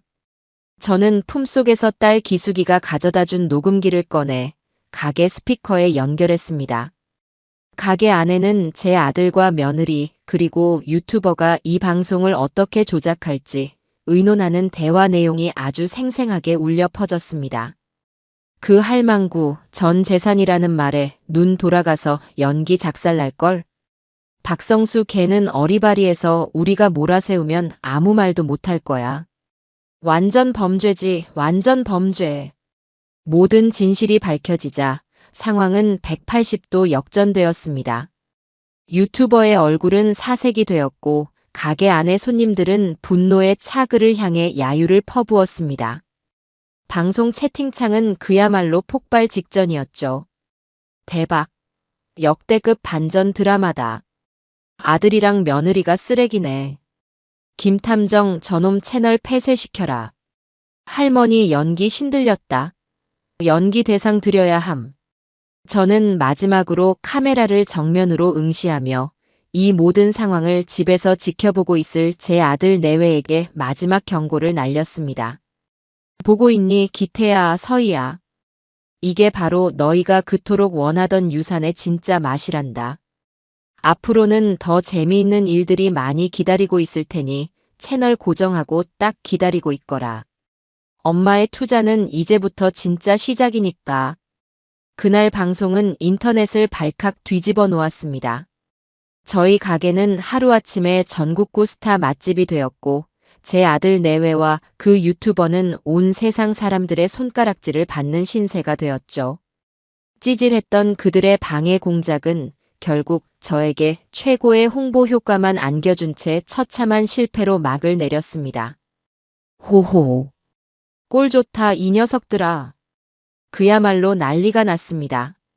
제가 마이크를 잡고 아들 녀석의 음모를 폭로한 그 방송 영상은 할머니의 반격이라는 제목으로 온갖 인터넷 사이트에 퍼져나갔어요. 하루 이틀 만에 제 얼굴을 모르는 대한민국 국민이 없을 정도였죠. 저희 가게 앞은 이전보다 10배는 더 긴 줄이 늘어섰고 방송국에서는 인터뷰 요청이 쇄도했습니다. 저는 하루아침에 사이다 할머니, 국밥집 여장부 같은 근사한 별명들을 얻게 되었답니다. 하지만 모든 사람이 박수를 쳐준 것은 아니었죠. 이 통쾌한 역전극의 진짜 주인공, 바로 제 아들 김기태와 며느리 우서희는 지금쯤 어떤 표정을 짓고 있을까요? 저는 뜨끈한 국밥을 손님상에 내가면서도 그 녀석들이 받을 죗값을 생각하니 절로 웃음이 나왔습니다. 아이고 꼴 좋다 이 녀석들아. 너희가 판 무덤에 너희가 직접 들어간 기분이 어떻더냐. 그 시각 아들 녀석의 집에서는 그야말로 전쟁이 벌어지고 있었습니다. 나중에 딸 기숙이에게 전해 들어서 알게 된 사실이죠. 방송이 끝나자마자 며느리 서희는 이성을 잃고 아들 녀석의 뺨을 후려쳤다고 합니다. 이게 다 너 때문이야. 이 무능한 인간아. 뭐? 내가 뭘? 너는 가만히 있었어? 머리카락은 네가 넣었잖아. 그럼 어떡해? 누가 먼저 어머니 용돈 끊자고 바람을 넣었는데. 네가 시작했잖아. 시작은 네가 했지. 옆에서 계속 돈 아깝다고 어머님 돈 우리가 관리해야 한다고 부추긴 게 누군데. 두 사람은 서로에게 책임을 떠넘기며 집안이 떠나가라 소리를 질렀다고 해요. 평소에는 유산이라는 공동의 목표 아래 찰떡궁합을 자랑하던 부부였지만 그 목표가 산산조각 나작켜켜이 쌓여있던 서로에 대한 불만과 경멸이 한꺼번에 터져 나온 겁니다. 며느리는 아들의 멱살을 잡고 흔들며 악을 썼다고 합니다. 어떻게 네 친구라는 놈이 그따위로 허술하게 일을 처리해. 녹음 당할 줄도 모르고. 아주 쌍으로 멍청이들이야. 그럼 넌 얼마나 잘났는데. CCTV에 떡하니 찍혀서 온 동네 망신은 다 시켜놓고.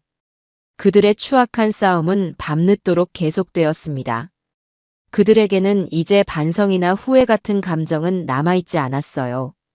오직 누구 때문에 이 지경이 되었나를 따지는 꼴 사나운 책임 전가만이 남아있을 뿐이었죠. 진짜 비극은 다음 날부터 시작되었습니다. 온 세상에 얼굴과 이름이 팔린 그들에게 사회적 심판이라는 것이 얼마나 무서운지 깨닫게 된 겁니다. 아들 녀석은 작은 인쇄소를 운영하고 있었는데 아침에 출근하자마자 직원들이 수군거리는 소리를 들어야 했습니다. 사장님, 어제 방송 나온 거 맞죠? 어떻게 자기 어머니한테 그런 짓을 진짜 사람 무섭다. 직원들의 경멸 어린 시선에 아들은 고개도 들지 못했습니다. 진짜 문제는 거래처에서 터졌죠. 그날 오전에만 3군데의 거래처에서 계약을 취소하겠다는 전화가 걸려왔다고 합니다. 김 사장, 미안하지만 이번 건은 없던 걸로 합시다. 어떻게 부모님한테 사기치는 사람이랑 믿고 거래를 하겠나. 우리 회사 이미지가 뭐가 되겠어. 아들 녀석은 전화기에 대고 아닙니다. 오해입니다. 라고 소리쳤지만 아무도 그의 말을 믿어주지 않았습니다. 수십 년간 쌓아온 신뢰가 단 하루 만에 무너져 내린 겁니다. 며느리 서희의 상황은 더 심각했습니다. 그녀는 동네에서 작은 필라테스 센터를 운영하고 있었는데 그날따라 예약 취소 전화가 빗발쳤다고 해요. 그녀가 가장 공들여 관리하던 강남 사모님 회원들에게서는 아예 단체로 문자가 왔다고 합니다. 우서희 씨, 우리 이제 당신 센터 못 다닐 것 같네요. 어떻게 그런 끔찍한 일을 저지르고 아무렇지 않게 남들 몸을 가르칩니까? 소름 끼쳐서 운동 못하겠어요. 그녀는 충격에 빠져 평소 친하게 지내던 동네 친구들에게 전화를 걸어 하소연하려 했지만 친구들은 약속이라도 한 듯 전화를 받지 않았습니다. 그녀는 하루아침에 동네에서 가장 유명한 불효녀이자 사기꾼으로 낙인 찍혀 완벽하게 고립되고 만 겁니다. 그들이 그렇게 지옥 같은 하루를 보내고 있을 때 저희 가게는 천국이 따로 없었습니다. 손님들은 제게 응원의 메시지를 보내기 바빴고 어떤 손님은 제 손을 꼭 잡고 어르신 정말 잘하셨어요. 속이 다 시원합니다. 라며 눈물까지 글썽이더군요. 그 와중에 성수 총각은 묵묵히 제 몫을 다하고 있었습니다. 갑자기 늘어난 손님의 정신이 없을 법도 한데 그는 조금도 흐트러지지 않았어요. 오히려 더 체계적으로 가게를 운영하기 시작했죠. 손님들이 무작정 줄을 서서 기다리는 것이 비효율적이라고 생각했는지 은행에서나 볼 수 있는 번호표 기계를 들여와 대기 시스템을 만들었습니다. 또 밀려드는 주문을 실수 없이 처리하기 위해 최신 포스 기계를 도입해 주방과 홀의 소통을 원활하게 만들었고요. 저는 그 모습을 흐뭇하게 바라보았습니다. 성수 총각은 더 이상 제 도움이 필요한 어리숙한 청년이 아니었어요. 그는 위기 상황 속에서 스스로 해결책을 찾아내고 가게를 한 단계 더 성장시키는 진짜 사장님이 되어가고 있었습니다. 제 투자가 얼마나 성공적이었는지 증명해주고 있는 셈이었죠. 저녁 장사를 마감하고 성수 총각이 조심스럽게 제게 말했습니다. 어르신, 오늘 정말 고생 많으셨습니다. 그런데 괜찮으세요? 뭐가? 아드님하고 따님 일 때문에요. 아무리 그래도 가족인데 마음이 편치만은 않으실 것 같아서요. 저 착한 것 좀 보세요. 자기 가게를 망하게 하려고 했던 사람들을 오히려 걱정하고 있는 겁니다. 저는 그런 성수 총각의 어깨를 툭 치며 웃었습니다. 신경 쓰지 마. 그 녀석들은 지금 아주 비싼 인생 수업을 받고 있는 중이니까. 자기가 흘린 눈물이 얼마나 짜고 남의 눈에 흐르는 눈물이 얼마나 뜨거운지 직접 겪어봐야 정신을 차리지. 나는 괜찮다. 오히려 아주 속이 시원해. 저는 정말 괜찮았습니다. 자식들이 망해가는 모습에 마음이 아프기보다는 그들이 드디어 헛된 욕심의 대가를 치르고 있다는 사실에 안도감이 들었으니까요. 그날 밤 저는 잠자리에 들기 전에 통장을 확인했습니다. 오늘 하루 매출액이 찍힌 숫자를 보니 제 입이 떡 벌어졌어요. 제 평생 만져본 적 없는 큰 돈이었습니다. 저는 통장을 보며 혼잣말을 했습니다. 영감, 보고 있어? 당신 없이 내가 홀로 키운 저 자식 놈들이 내 등에 칼을 꽂았지만 나 이렇게 꿋꿋하게 잘 버티고 있어. 아니, 오히려 더 잘 살고 있지. 당신이 남겨준 유산, 내가 아주 멋지게 한번 불려볼 테니 하늘에서 잘 지켜봐줘. 제 아들과 며느리의 관계에 생긴 균열은 이제 시작에 불과했습니다. 그들의 삶을 지탱해주던 유산이라는 허황된 꿈이 사라지자 그들의 삶은 모래성처럼 힘없이 무너져 내리기 시작한 겁니다. 그리고 저는 그 모래성을 더 확실하게 무너뜨릴 다음 계획을 이미 세워두고 있었죠. 가게는 그야말로 대박이 났습니다. 인터넷 방송의 여파는 생각보다 훨씬 더 강력했어요. 저희 가게는 이제 동네 맛집이 아니라 전주에 오면 꼭 들러야 하는 관광 명소가 되었습니다. 주말이면 서울, 부산, 심지어 제주도에서까지 소문을 듣고 찾아오는 손님들로 가게 앞은 인산인해를 이루었죠. 저는 눈코 뜰 새 없이 바빴지만 제 인생에서 지금처럼 활기차고 즐거운 순간은 없었습니다.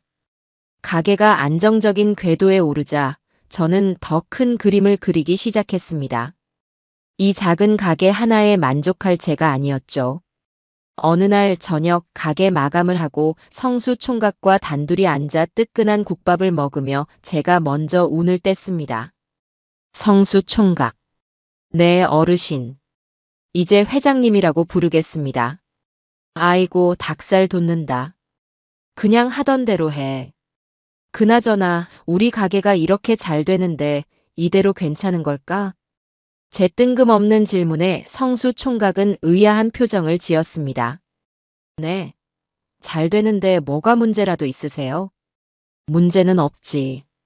근데 말이야, 이 맛있는 국밥을 우리만 먹고 있는 게 좀 아깝지 않아? 서울 사람도 부산 사람도 자기 동네에서 우리 국밥을 먹을 수 있으면 얼마나 좋겠어. 그제야 성수 총각은 제 말의 의미를 알아차리고 눈을 반짝였습니다.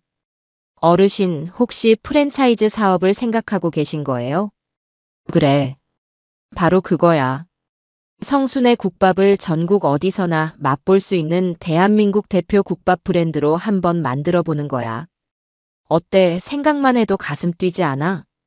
제 야심찬 계획에 성수 총각은 입을 다물지 못했습니다. 그는 잠시 흥분한 듯 보였지만 이내 현실적인 고민을 털어놓았죠. 정말 멋진 생각입니다, 어르신. 하지만 프랜차이즈 사업은 돈이 정말 많이 들 텐데요. 지금 우리가 가진 돈으로는 어림도 없을 겁니다.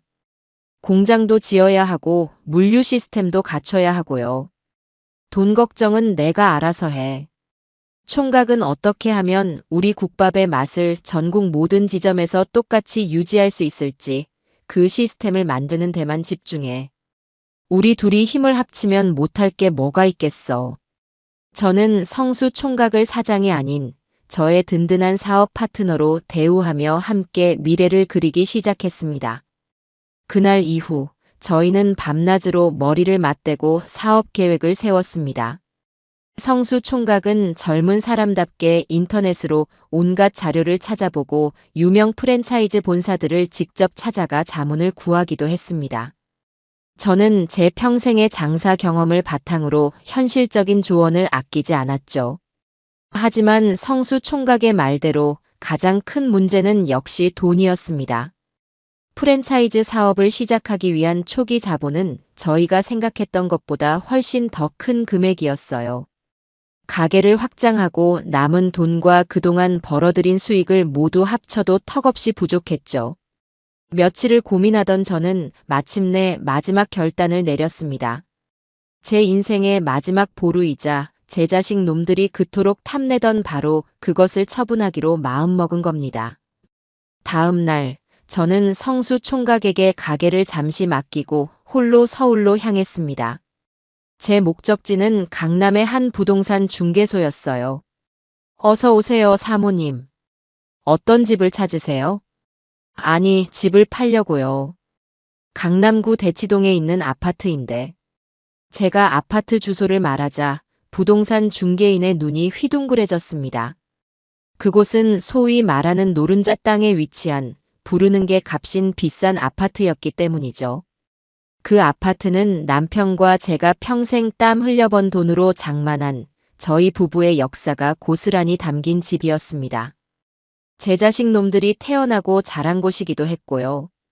그래서 그 녀석들은 이 아파트가 당연히 자기들 차지가 될 거라고 철석같이 믿고 있었던 겁니다. 사모님, 정말 이 아파트를 파시려고요? 요즘 시세가 어마어마한데. 자녀분들이랑은 상의가 되신 겁니까?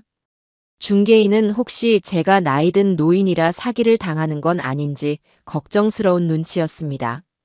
저는 그를 보며 빙그레 웃었습니다. 내 집 내가 파는데 누구랑 상의를 해요. 당장 팔아주세요. 금매로 내놓을 테니 시세보다 조금 싸게 내놔도 괜찮습니다. 제 단호한 태도에 중개인은 더 이상 아무 말도 하지 못하고 매매 계약서를 준비했습니다. 계약서에 제 이름을 쓰고 도장을 찍는 순간 시원섭섭한 감정이 밀려왔습니다. 하지만 후회는 없었어요. 썩어 없어질 추억에 얽매여 있느니 그 돈으로 새로운 미래를 사는 편이 훨씬 더 현명한 선택이라고 생각했으니까요. 집으로 돌아오는 길에 저는 스마트폰을 꺼내 가족단체 대화방에 짧은 메시지 하나를 남겼습니다. 제가 그 대화방에 글을 남긴 것은 처음이었죠. 사진 아파트 매매 계약서. 이 아파트는 이제 성순의 국밥 프랜차이즈 사업의 소중한 종잣돈이 될 예정이다. 너희들 어린 시절 추억이 담긴 곳이니 마지막 인사는 하게 해주는 거다. 제 메시지가 올라가자마자 1분도 채 되지 않아 아들 녀석에게서 전화가 걸려왔습니다. 그의 목소리는 거의 비명에 가까웠어요. 어머니, 지금 이게 무슨 소리예요?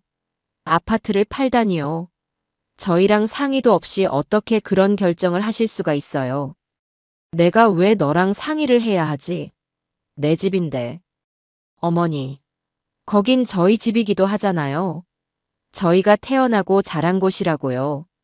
어떻게 저희한테 이럴 수가 있으세요? 그 녀석은 추억을 운운했지만 그 목소리 끝에는 수십억짜리 자산이 날아갔다는 절망감이 묻어 있었습니다. 이어서 며느리와 딸에게도 거의 동시에 전화가 걸려왔습니다. 저는 그 모든 전화를 받지 않고 전원을 꺼버렸습니다. 그날 밤이었어요. 마감 시간이 훌쩍 지나 텅 빈 가게를 정리하고 있는데 밖에서 누군가 미친 듯이 가게 셔터를 두드리는 소리가 들렸습니다. 성수 총각과 제가 놀라서 밖으로 나가보니 그곳에는 제 아들 내외와 딸 기숙이가 비에 젖은 생쥐꼴을 하고 서 있었습니다. 그들은 저를 보자마자 약속이라도 한 듯 그 자리에 무릎을 꿇었습니다. 어머니, 저희가 잘못했어요. 제발 아파트만은 팔지 마세요. 네. 아들 녀석은 제 바짓가랑이를 붙잡고 애원했습니다. 며느리 서희도 평소에 그 기세등등하던 모습은 온데간데 없이 눈물 콧물을 쏟으며 울부짖었죠. 어머님, 저희가 정말 죽을 죄를 지었습니다. 어머님 돈, 이제 넘보지 않을게요. 그러니까 제발 저희한테서 추억까지 앗아가지는 말아주세요. 딸 기숙이마저 고개를 숙인 채 어깨를 들썩이며 울고 있었습니다. 참으로 가관인 풍경이었습니다. 이것은 진심 어린 반성이라기보다는 눈앞에서 마지막 동아줄이 끊어지는 것을 본 사람들의 처절한 발악에 가까웠어요. 저는 빗속에 무릎 꿇고 있는 그들을 차갑게 내려다보았습니다. 그리고는 제 인생에서 가장 냉정한 목소리로 말했죠. 너희가 지금 아까워하는 게 정말 너희의 추억이 담긴 그 집이더냐? 아니면 수십억짜리 돈이더냐? 니들 가슴에 손을 얹고 다시 한번 생각해봐라. 그리고 나서 다시 나를 찾아오거라. 저는 그 말을 남기고 성수 총각과 함께 가게 안으로 들어와 셔터를 내려버렸습니다. 밖에서는 한참 동안 그들의 울음소리가 들려왔지만 저는 조금도 마음이 흔들리지 않았습니다. 저들의 저 눈물이 진심이 아니라는 것을 저는 너무나도 잘 알고 있었으니까요. 아파트 매각 소식에 자식들이 보인 반응은 제 예상과 한치의 오차도 없었습니다. 그들은 제게 진심으로 용서를 구하기보다는 어떻게든 제 마음을 돌려 아파트 매매 계약을 무르게 할 생각뿐이었죠. 하지만 이미 엎질러진 물이었습니다. 계약은 일사천리로 진행되었고 며칠 뒤 제 통장에는 평생 구경도 못 해볼 어마어마한 액수의 돈이 찍혔습니다. 저는 그 돈으로 가장 먼저 주식회사 연정 F&B라는 이름으로 법인을 설립했습니다. 그리고 주주총회라고 해봤자 저와 성수 총각 단둘이었지만 어쨌든 그 자리에서 성수 총각을 전문 경영인, 즉 대표 이사 자리에 공식적으로 앉혔습니다. 이제 성순의 국밥은 더 이상 시장 골목의 작은 식당이 아니라 어엿한 시스템을 갖춘 기업이 된 겁니다. 그리고 저는 마지막으로 자식들을 제 새로운 사무실, 아니, 아직은 간판도 없는 텅 빈 사무실로 불렀습니다. 그들은 마지막 지푸라기라도 잡는 심정으로 한달음에 달려왔죠. 아마 제가 마음이 약해져서 돈이라도 조금 떼어줄 거라고 기대했는지도 모릅니다. 하지만 그들을 기다리고 있는 것은 돈 봉투가 아니라 차가운 현실이었습니다. 저는 책상 위에 법인 등기부등본과 성수 총각의 명함, 그리고 프랜차이즈 사업 계획서를 펼쳐놓았습니다. 앉아라. 제 서늘한 목소리에 세 사람은 아무 말도 못하고 의자에 뻣뻣하게 굳어 앉았습니다. 저는 그들을 천천히 둘러보며 입을 열었죠. 너희가 그토록 탐내던 내 유산, 이제 이 서류들로 다시 태어났다. 너희가 태어나고 자란 그 아파트는 이제 우리 회사의 든든한 자본금이 되었고 나는 이 회사의 대주주이자 회장, 그리고 여기 박성수 군은 우리 회사를 이끌어갈 대표 이사가 되었지. 저는 성수 총각의 명함을 한 장씩 그들 앞에 던져주었습니다. 연정 F&B 대표 이사 박성수라고 찍힌 글씨를 본 아들 녀석의 얼굴이 하얗게 질렸습니다. 어머니, 이게 말이 됩니까? 어떻게 피 한 방울 안 섞인 남한테 저희를 완전히 버리시겠다는 거예요? 버리다니? 버린 건 너희가 먼저 아니더냐. 나는 너희를 버린 게 아니라 너희의 탐욕을 버린 것이다. 너희는 평생 나를 엄마로 본 적이 없었지. 그저 너희가 힘들 때 돈을 대주고 늙으면 재산을 물려줄 보험 정도로만 생각했잖니. 이제 그 보험은 해지됐어. 그러니 너희도 이제 각자 살 길을 찾아라. 이게 내가 너희에게 가르치는 마지막 수업이다. 제 최종 통보에 세 사람은 완전히 넋이 나간 표정이었습니다. 이제 더 이상 매달릴 것도 기대할 것도 없다는 것을 깨달은 것이죠. 그들은 아무 말도 하지 못하고 좀비처럼 힘없이 사무실을 걸어 나갔습니다. 그 뒷모습을 보며 저는 생각했습니다. 그래, 이제 진짜 시작이구나. 둥지를 떠난 아기 새처럼 스스로 나는 법을 배우지 못하면 저 녀석들은 결국 땅으로 떨어지고 말 것이다. 제 예상은 틀리지 않았습니다. 모든 희망을 잃은 자식들의 삶은 걷잡을 수 없이 무너지기 시작했습니다. 아들 기태의 인쇄소는 거래처가 모두 끊기면서 결국 헐값에 정리할 수밖에 없게 되었습니다. 평생 사장 소리만 듣고 살던 녀석이 하루아침에 백수가 된 겁니다. 경제적 능력을 잃은 남편에게 며느리 서인은 더 이상 미련을 두지 않았습니다. 그녀는 아들에게 이혼 서류를 내밀며 말했습니다. 나 더 이상 너 같은 무능력한 남자랑은 못 살아. 위자료는 네 어머니한테 가서 받아내든지 마음대로 해. 그렇게 두 사람은 허무하게 갈라섰습니다. 딸 기숙이의 집도 상황은 마찬가지였습니다. 남편의 주식 투자가 실패로 돌아가면서 집안 형편이 어려워졌고 돈 문제로 인한 부부싸움이 잦아졌다고 해요. 그들은 비로소 깨닫기 시작했습니다. 제가 단순히 용돈을 주는 존재가 아니라 자신들의 삶을 보이지 않는 곳에서 든든하게 지탱해주던 마지막 버팀목이었다는 사실을요. 돈이 사라지자 그들의 삶을 구성하고 있던 모든 것이 거짓말처럼 함께 사라져버린 겁니다. 그들은 돈뿐만 아니라 가족과 사회적 평판까지 모든 것을 잃고 나서야 자신들이 얼마나 어리석었는지 뼈저리게 후회하기 시작했습니다. 며칠 뒤 비가 추적추적 내리는 저녁이었어요. 저는 사무실에서 성수 총각과 함께 신메뉴 개발에 대한 이야기를 나누고 있었습니다. 그때 제 휴대전화가 조용히 울렸습니다. 발신자는 딸 기숙이었어요. 그동안 수십 번도 더 걸려왔던 전화였지만 왠지 그날따라 그냥 끊어버릴 수가 없었습니다. 저는 조용히 통화 버튼을 눌렀습니다. 엄마. 수화기 너머로 들려오는 딸의 목소리는 힘없이 잠겨 있었습니다. 저는 아무 말 없이 듣고만 있었죠. 한참 동안 침묵이 흐른 뒤 딸이 흐느끼는 목소리로 말했습니다. 엄마, 내가 너무 미안해. 그 한마디였습니다. 돈 이야기도 아파트 이야기도 아니었습니다. 그저 미안하다는 그 한마디. 엄마가 얼마나 외로웠을지. 엄마가 얼마나 힘들었을지. 이제야 알겠어. 정말 미안해, 엄마. 기숙이는 어린 아이처럼 엉엉 울기 시작했습니다. 그 울음소리에는 어떤 계산이나 꿍꿍이도 담겨 있지 않았어요. 모든 것을 잃고 나서야 비로소 깨닫게 된 한참 늦어버린 딸의 진심 어린 사과였습니다. 저는 창밖을 바라보았습니다. 굵은 빗방울이 창문을 두드리고 있었어요.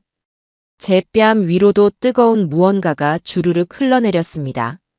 그토록 모질게 마음먹었건만 자식의 눈물 앞에서는 어쩔 수 없는 어미인가 봅니다. 저는 흐느끼는 딸에게 아주 오랜만에 따뜻한 목소리로 말해주었습니다. 밥은 먹고 다니냐? 그 한마디에 딸의 울음소리가 더 커졌습니다. 저는 알 수 있었습니다. 길고 길었던 이 싸움이, 그리고 저의 마지막 수업이 이제 거의 끝나가고 있다는 것을요. 이제 남은 것은 이 어리석은 자식들을 다시 일으켜 세워주는 일이었습니다.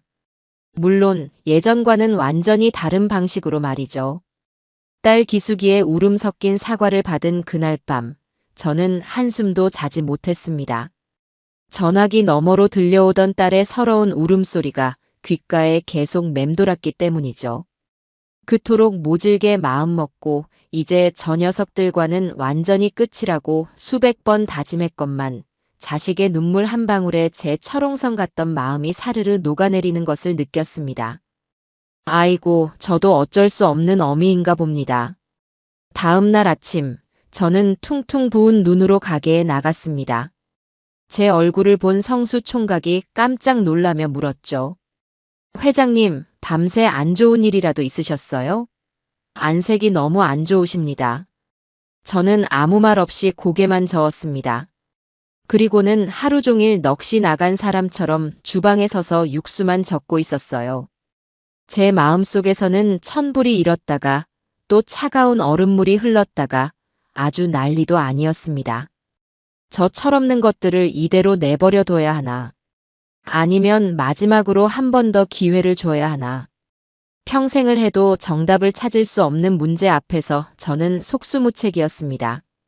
점심 장사가 끝나고 성수 총각이 뜨끈한 국밥 한 그릇을 제 앞에 조용히 내려놓았습니다. 회장님, 식사부터 하세요. 뭐든 속이 든든해야 좋은 생각도 나는 법입니다. 저는 마지못해 숟가락을 들었습니다. 뜨끈한 국물이 목구멍으로 넘어가는 순간 왈칵 눈물이 쏟아질 것 같아 입술을 꽉 깨물었죠. 그런 저를 가만히 지켜보던 성수 총각이 조심스럽게 입을 열었습니다. 회장님, 제가 혹시 주제 넘은 말씀을 드려도 되겠습니까? 뭔데 그러냐? 말해봐. 저희가 곧 프랜차이즈 1호점을 열지 않습니까? 그런데 새 지점을 열려면 믿고 맡길 만한 사람이 필요합니다. 아무리 시스템이 좋아도 결국 가게를 운영하는 건 사람의 마음이니까요. 저는 그가 무슨 말을 하려는지 짐작이 갔지만 묵묵히 다음 말을 기다렸습니다. 어제 따님께서 가게 근처에서 한참을 서성이다 가시는 걸 봤습니다. 몰골이 말이 아니시더군요. 그리고 사실 며칠 전에는 기태 형님께서도 멀리서 가게만 쳐다보고 가시는 걸 봤습니다. 성수 총각은 잠시 말을 고르더니 아주 어려운 이야기를 꺼냈습니다. 회장님께서 어떤 심정이신지 제가 감히 다 헤아릴 수는 없습니다. 저한테는 평생 갚아도 모자랄 은인이신 회장님의 마음에 상처를 낸 사람들이니까요. 하지만 그래도 가족이지 않습니까? 망가진 자식들 때문에 평생 마음에 짐을 지고 사실 바에야 차라리 회장님 눈앞에 두고 사람을 한번 만들어 보시는 건 어떻겠습니까? 그의 말은 제 가슴을 후벼 파는 것 같았습니다. 새로 여는 직영점에 점장이나 직원이 필요합니다. 물론 아무나 앉힐 수는 없겠죠. 하지만 바닥부터 시작할 기회라도 한번 주시는 건 어떨까 싶어서요. 저를 믿고 이 가게를 맡겨주셨듯이 회장님의 자제분들도 한번 믿고 기회를 주시는 겁니다. 물론 제 밑에서 아주 혹독하게 일을 배워야 한다는 조건으로요. 성수 총각의 제안은 정말 뜻밖이었습니다. 자기 가게를 망하게 하려 했던 원수 같은 사람들에게 일자리를 주자니요. 보통 사람이라면 상상도 못할 일이죠. 하지만 저는 그의 눈빛에서 어떤 사심도 읽을 수 없었습니다.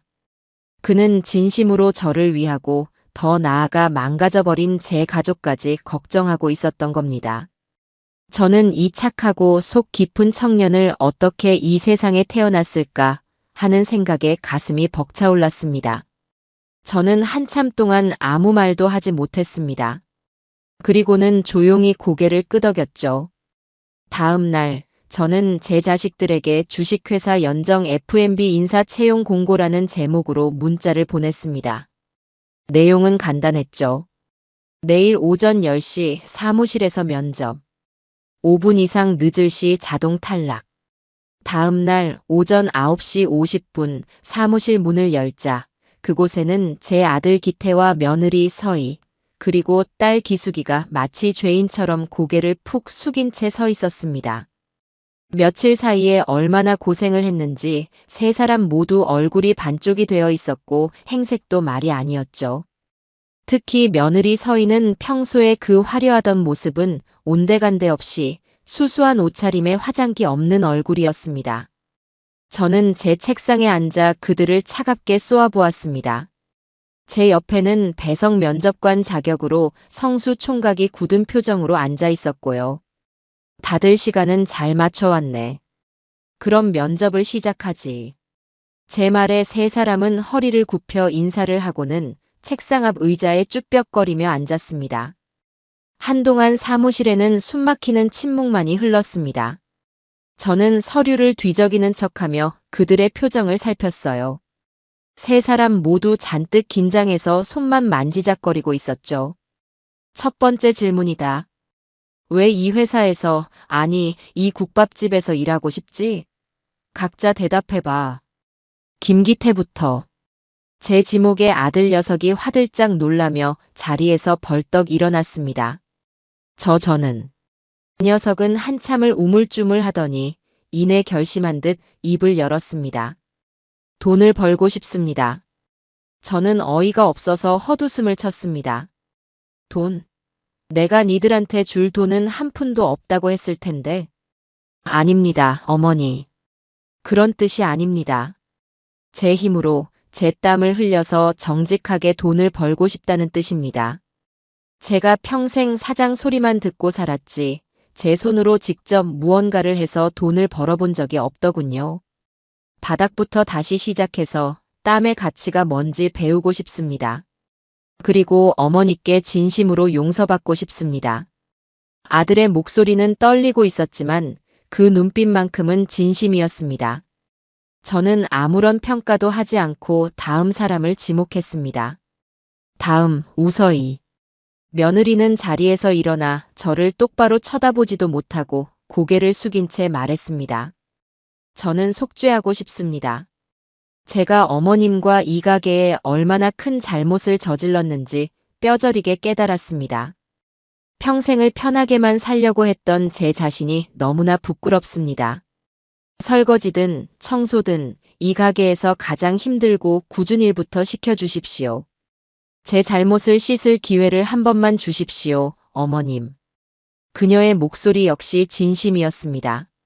마지막으로 저는 딸 기숙이를 바라보았습니다. 김기숙, 너는? 딸은 이미 눈가가 붉어져 있었습니다. 저는 그냥 엄마 옆에 있고 싶어요. 돈을 벌지 못해도 괜찮고 매일 혼나도 괜찮아요. 그냥 제가 망쳐버린 엄마의 시간을 조금이라도 되돌려드리고 싶어요. 엄마가 웃는 모습을 다시 보고 싶어요. 딸의 대답에 제 마음이 울컥했습니다. 하지만 저는 애써 표정을 감추고 마지막 질문을 던졌습니다. 좋다. 그럼 마지막 질문. 만약 너희를 채용한다면 받고 싶은 월급은 얼마지? 제 질문에 세 사람은 서로의 눈치만 살필 뿐 아무도 선뜻 대답하지 못했습니다. 그때 아들 녀석이 조심스럽게 입을 열었습니다. 저희는 월급을 받을 자격이 없습니다. 뭐라고? 저희는 돈을 받으러 온 게 아닙니다. 기회를 얻으러 온 겁니다. 저희에게 주실 월급이 있다면 차라리 저희 때문에 피해를 본 가게에 재투자해 주십시오. 저희는 그저 이 가게에서 일하며 먹고 잘 곳만 주신다면 그것만으로도 감사할 따름입니다. 아들의 대답에 며느리와 딸도 고개를 힘차게 끄덕였습니다. 저는 그제야 딱딱하게 굳어있던 얼굴을 풀고 희미한 미소를 지었습니다. 제 마지막 시험에 이 어리석은 자식들이 드디어 정답을 맞힌 겁니다. 좋다. 오늘부터 너희 세 사람을 주식회사 연정 F&B의 정식 수습사원으로 채용하겠다. 제 선언에 세 사람의 얼굴에 믿을 수 없다는 표정과 함께 안도의 한숨이 번졌습니다. 단 조건이 있다. 첫째, 수습기간 3개월 동안은 최저 시급의 절반만 지급한다. 둘째, 회사에서는 나를 어머니가 아니라 회장님으로, 박성수 대표를 대표님으로 불러야 한다. 셋째, 모든 업무 지시는 박성수 대표를 통해서만 이루어지며 그의 지시에 불응할 시에는 즉시 해고 조치한다. 마지막으로 가게의 그 어떤 정보나 이익에도 사적인 감정으로 관여해서는 안 된다. 이 조건들을 모두 받아들일 수 있겠나? 네, 받아들이겠습니다. 세 사람은 마치 군인처럼 우렁차게 대답했습니다.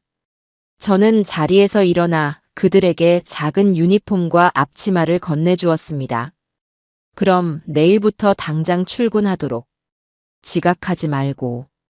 유니폼을 받아든 세 사람은 감격에 겨워 한참 동안 고개를 숙이고 있었습니다. 저는 그 모습을 말없이 지켜보다가 조용히 사무실을 나왔습니다. 복잡했던 마음이 조금은 가벼워진 기분이었어요. 물론 저 녀석들이 하루아침에 달라지리라고는 기대하지 않습니다. 하지만 적어도 변화의 첫걸음을 뗄 기회는 준 셈입니다. 부디 이 마지막 기회를 저 녀석들이 제 발로 뻥 차버리는 어리석은 짓은 하지 않기를 바랄 뿐이었죠. 그렇게 저희 가족의 서툴고 어색한 두 번째 이야기가 시작되고 있었습니다. 다음 날 아침 동이 트기도 전인 이른 새벽이었습니다. 제가 가게 문을 열려고 하는데 문 앞에 쭈그려 앉아 꾸벅꾸벅 졸고 있는 세 사람이 보였습니다. 바로 제 아들 내외와 딸이었죠. 지각하지 말라는 제 말을 허투루 듣지 않고 아예 가게 앞에서 밤을 새울 기세로 기다리고 있었던 모양입니다.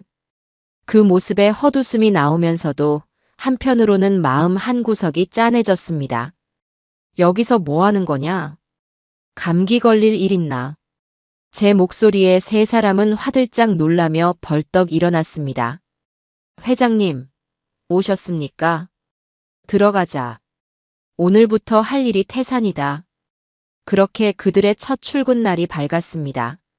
저는 세 사람을 불러 모아 박성수 대표와 함께 각자의 업무를 배정했습니다. 김기태 씨. 박 대표가 제 아들을 부르자 녀석이 군기가 바짝 든 목소리로 대답했습니다. 네, 대표님. 김기태 씨는 오늘부터 배달 및 식자재 관리 업무를 담당하게 될 겁니다. 우리 가게는 이제 배달 주문도 받기 시작했습니다. 저기 있는 배달용 스쿠터 보이죠? 오늘 하루 동안 관내 질의를 완벽하게 숙지하고 오후부터는 직접 배달을 나가도록 하세요. 평생 남에게 운전을 시키면 시켰지 직접 오토바이를 몰아본 적도 없는 아들 녀석의 얼굴이 순간 하얗게 질렸습니다. 하지만 그는 곧바로 표정을 바로잡고 씩씩하게 대답했죠. 네, 알겠습니다, 대표님. 그리고 우서희 씨와 김기숙 씨. 이번에는 며느리와 딸이 긴장한 표정으로 대답했습니다. 네, 대표님. 두 분은 주방 업무를 맡게 될 겁니다. 우서희 씨는 설거지와 주방 청소를, 김기숙 씨는 식자재 준비 및 홀 서빙 보조를 담당해 주세요. 주방 일은 위생이 생명입니다. 작은 실수 하나 용납하지 않을 테니 각오 단단히 하시는 게 좋을 겁니다. 네, 명심하겠습니다. 그렇게 세 사람은 각자 자신의 일터로 흩어졌습니다. 저는 주방 한쪽에 의자를 놓고 앉아 팔짱을 낀 채 그들의 일거수일투족을 매의 눈으로 지켜보았죠. 그야말로 가관도 그런 가관이 없었습니다. 아들 녀석은 헬멧도 제대로 쓰지 못해 쩔쩔매다가 스쿠터 시동을 거는 데만 30분을 허비했습니다. 겨우 출발하나 싶더니 시장 골목 코너를 돌다가 꽈당 넘어지는 바람에 온 동네 사람들의 구경거리가 되었죠. 평생 김 사장님 소리만 듣던 자존심이 와르르 무너지는 순간이었을 겁니다. 주방은 더했습니다. 평생 고무장갑 한 번 껴본 적 없는 며느리는 산더미처럼 쌓인 그릇 앞에서 거의 울상이었습니다. 뜨거운 물에 손을 대고 미끄러운 그릇을 놓쳐 깨뜨리기 일쑤였죠. 제가 아끼는 사기 그릇이 박살 났을 때는 정말 뒷목을 잡을 뻔했습니다. 하지만 저는 아무 말도 하지 않았어요. 박 대표가 깨진 그릇값을 월급에서 제하겠다고 차갑게 말했을 뿐이죠. 딸 기숙이의 사정도 별반 다르지 않았습니다. 파 한 단을 다듬는데 1시간이 걸리고 깍두기용 물을 썰다가 제 손가락을 썰 뻔하기도 했습니다. 홀에 나가서는 손님 주문을 잊어버리거나 국밥을 쏟을 뻔하는 아슬아슬한 장면을 연출하기도 했고요. 오전 내내 그들의 서툰 몸짓을 지켜보며 저는 한숨을 10번도 더 쉬었습니다. 아이고, 저것들을 데리고 내가 무슨 부귀영화를 누리겠다고. 하지만 신기하게도 세 사람 중 그 누구도 힘들다거나 못하겠다는 불평을 하지 않았습니다. 실수를 하면 서로를 탓하는 대신 죄송합니다를 연발했고 넘어져도 다시 일어나고 그릇을 깨면 묵묵히 쓸어 담았습니다. 그들의 눈에는 이전에는 볼 수 없었던 간절함이라는 것이 담겨 있었어요. 점심 장사가 끝나고 세 사람은 파김치가 되어 주방 구석에 주저앉았습니다. 온몸이 땀으로 흠뻑 젖어 있었고 얼굴은 지쳐서 말이 아니었죠. 그때 박 대표가 그들에게 차가운 물 한 잔씩을 건넸습니다. 첫날이라 힘들 겁니다. 하지만 내일은 더 힘들 거고 모레는 더더욱 힘들 겁니다. 버티지 못할 것 같으면 지금이라도 그만두십시오. 어설픈 동정심으로 받아줄 생각은 추호도 없으니까요. 박 대표의 냉정한 말에 세 사람은 오히려 정신이 번쩍 드는 듯 벌떡 일어나 남은 오후 일을 준비하기 시작했습니다. 그 모습을 보니 제가 박 대표에게 이 모든 것을 맡기길 참 잘했다는 생각이 들더군요. 제가 나섰다면 분명 엄마의 마음이 튀어나와 저렇게 모질게 대하지는 못했을 테니까요. 시간은 속절없이 흘렀습니다. 하루, 이틀, 일주일, 그리고 한 달. 세 사람은 놀랍게도 그 혹독한 시간을 묵묵히 버텨냈습니다. 아들은 이제 지도 앱 없이도 동네 구석구석을 누비는 베테랑 배달원이 되었고, 며느리의 설거지 속도는 전문 주방 이모님 못지않게 빨라졌습니다. 딸은 가게의 모든 메뉴를 완벽하게 외우고 손님들의 취향까지 기억하는 센스 있는 직원으로 성장했죠. 그리고 드디어 첫 월급날이 되었습니다. 박 대표는 약속대로 최저 시급의 절반을 계산해 세 사람에게 각각 얇은 월급 봉투를 건넸습니다. 그들의 손에 쥐어진 돈은 그들이 평소 쓰던 용돈의 몇 분의 1도 안 되는 아주 적은 금액이었죠. 그런데 믿을 수 없는 일이 벌어졌습니다. 아들 녀석이 그 얇은 봉투를 받아들고는 갑자기 왈칵 눈물을 쏟아낸 겁니다. 대표님 감사합니다. 정말 감사합니다. 그 모습을 시작으로 며느리와 딸까지 세 사람은 월급 봉투를 부둥켜 안고 어린 아이처럼 엉엉 울기 시작했습니다. 그 눈물은 서러움의 눈물이 아니었어요. 자신의 힘으로 정직한 땀을 흘려 돈을 벌었다는 감격과 벅참의 눈물이었습니다. 저는 그 모습을 주방 한쪽에서 몰래 지켜보며 저도 모르게 눈시울을 붉혔습니다. 그래, 이제야 조금 사람다워지는구나, 이 녀석들아. 그날 저녁 퇴근 준비를 하고 있는 제게 세 사람이 수줍게 다가왔습니다. 그리고는 제 손에 작은 쇼핑백 하나를 쥐어주더군요. 어머니 아니 회장님. 저희가 첫 월급 기념으로 작은 선물을 준비했습니다. 쇼핑백 안에는 따뜻한 내복 한 벌이 들어 있었습니다. 시장에서 파는 아주 평범하고 저렴한 내복이었죠. 하지만 제게는 이 세상 그 어떤 명품 선물보다도 값지고 소중하게 느껴졌습니다. 이런 걸 뭐하러 샀냐? 니들 쓰기도 부족했을 텐데. 저는 퉁명스럽게 말했지만 입가에 번지는 미소는 감출 수가 없었습니다. 아들이 머리를 극적이며 말했습니다. 새벽에 출근하실 때 추우실 것 같아서요. 비싼 건 못 사드렸지만 저희 마음이에요.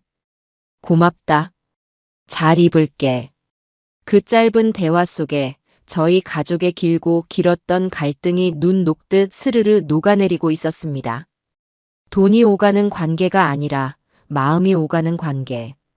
저희는 아주 서툴고 느린 속도로 진짜 가족이 되는 법을 다시 배워가고 있었습니다. 그날 밤 저는 자식들이 사준 내복을 입고 잠이 들었습니다. 제 평생 잠들었던 밤 중에 가장 따뜻하고 편안한 밤이었습니다.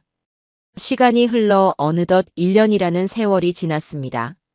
강산도 변한다는 10년의 10분의 1밖에 안 되는 시간이지만 저희 가게에는 정말 많은 변화가 있었습니다. 주식회사 연정 F&B는 시장 골목의 작은 식당에서 시작해 이제는 전국에 10개의 직영점을 둔 건실한 프랜차이즈 기업으로 성장했습니다. 성순의 국밥은 대한민국 사람들이 가장 사랑하는 국밥 브랜드 중 하나가 되었죠. 그리고 그 변화의 중심에는 놀랍게도 제 아들 내외와 딸이 있었습니다. 1년 전 설거지 하나 제대로 못하고 배달 오토바이 앞에서 쩔쩔매던 그 어리숙한 모습은 이제 어디에서도 찾아볼 수 없었어요.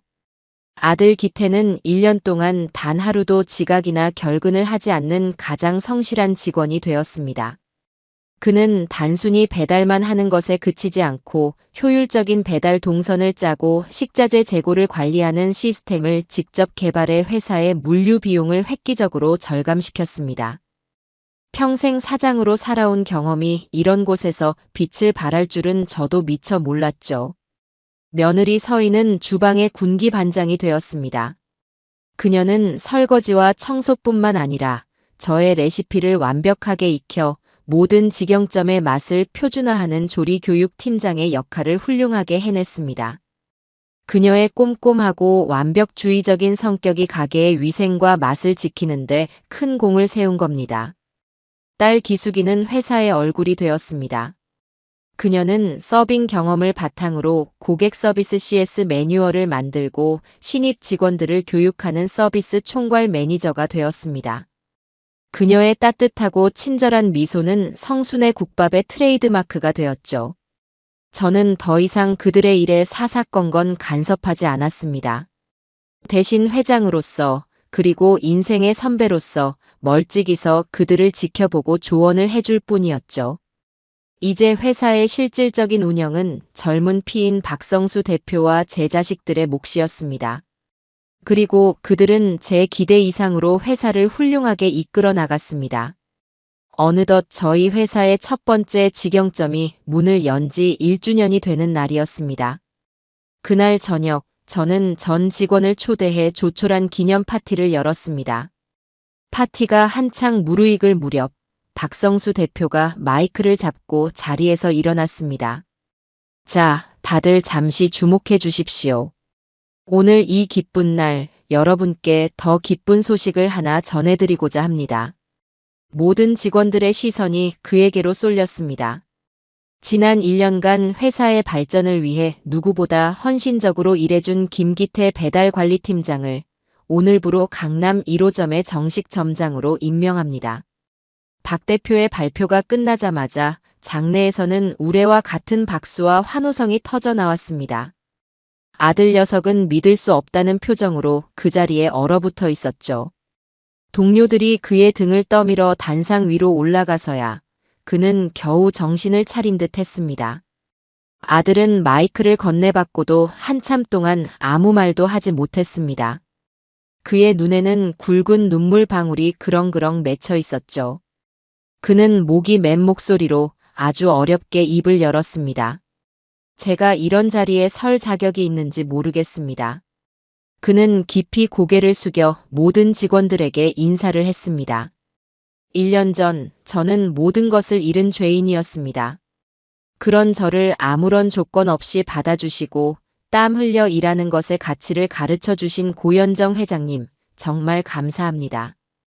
그리고 저를 편견 없이 대해주시고 다시 일어설 수 있도록 이끌어주신 박성수 대표님, 정말 감사합니다. 마지막으로 부족한 저를 믿고 함께 일해준 동료 여러분, 진심으로 감사합니다. 앞으로 강남 1호점을 우리 회사 최고의 매장으로 만들기 위해 제 모든 것을 바치겠습니다. 아들의 진심 어린 취임사에 파티에 모인 모든 사람들이 감동의 박수를 보냈습니다. 저는 눈물을 감추기 위해 조용히 고개를 돌렸습니다. 제 아들이 저렇게 멋진 어른으로 다시 태어났다는 사실이 믿기지가 않았습니다. 파티가 끝나고 저는 박 대표와 아들 내외, 그리고 딸을 저희 가게 본점의 가장 큰 방으로 불렀습니다. 상 위에는 김이 모락모락 나는 뜨끈한 국밥이 한 그릇씩 놓여 있었죠. 예전 같았으면 어색한 침묵이 흘렀을 식사 자리였지만 이제는 그 누구도 불편해하지 않았습니다. 어머니, 아니 회장님. 국밥 맛이 오늘따라 더 좋은데요. 아들이 어색하게 농담을 건네자 며느리가 핀잔을 주었습니다. 당신이 오늘 기분이 좋아서 그런 거겠지. 점장님. 아, 점장님 소리는 좀 어색한데. 모두가 그 모습에 한바탕 크게 웃었습니다. 저희는 그렇게 오랫동안, 아주 오랫동안 못다한 이야기를 나누며 웃음꽃을 피웠습니다. 돈 이야기나 유산 이야기는 그 누구의 입에서도 나오지 않았어요. 그저 서로의 건강을 묻고 아이들의 안부를 걱정하는 세상에서 가장 평범하지만 가장 따뜻한 가족의 저녁 식사였습니다. 저는 활기차게 일하는 자식들과 그들의 곁을 든든하게 지켜주는 박성수 대표를 번갈아 바라보았습니다. 그리고 문득 깨달았죠. 제가 그토록 지키고 불리고자 했던 제 유산이 무엇이었는지를요.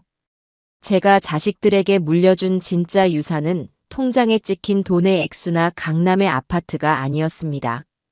그것은 바로 스스로의 힘으로 당당하게 일어서는 법, 정직한 땀의 가치를 아는 마음, 그리고 어려울 때 서로에게 기댈 수 있는 가족이라는 울타리 그 자체였습니다. 돈은 그 모든 것을 가르치기 위한 쓰디쓴 회초리에 불과했던 것이죠. 저의 길고 길었던 유산 투자기는 그렇게 우리 가족 모두를 살리고 모두를 성장시킨 최고의 투자로 막을 내렸습니다.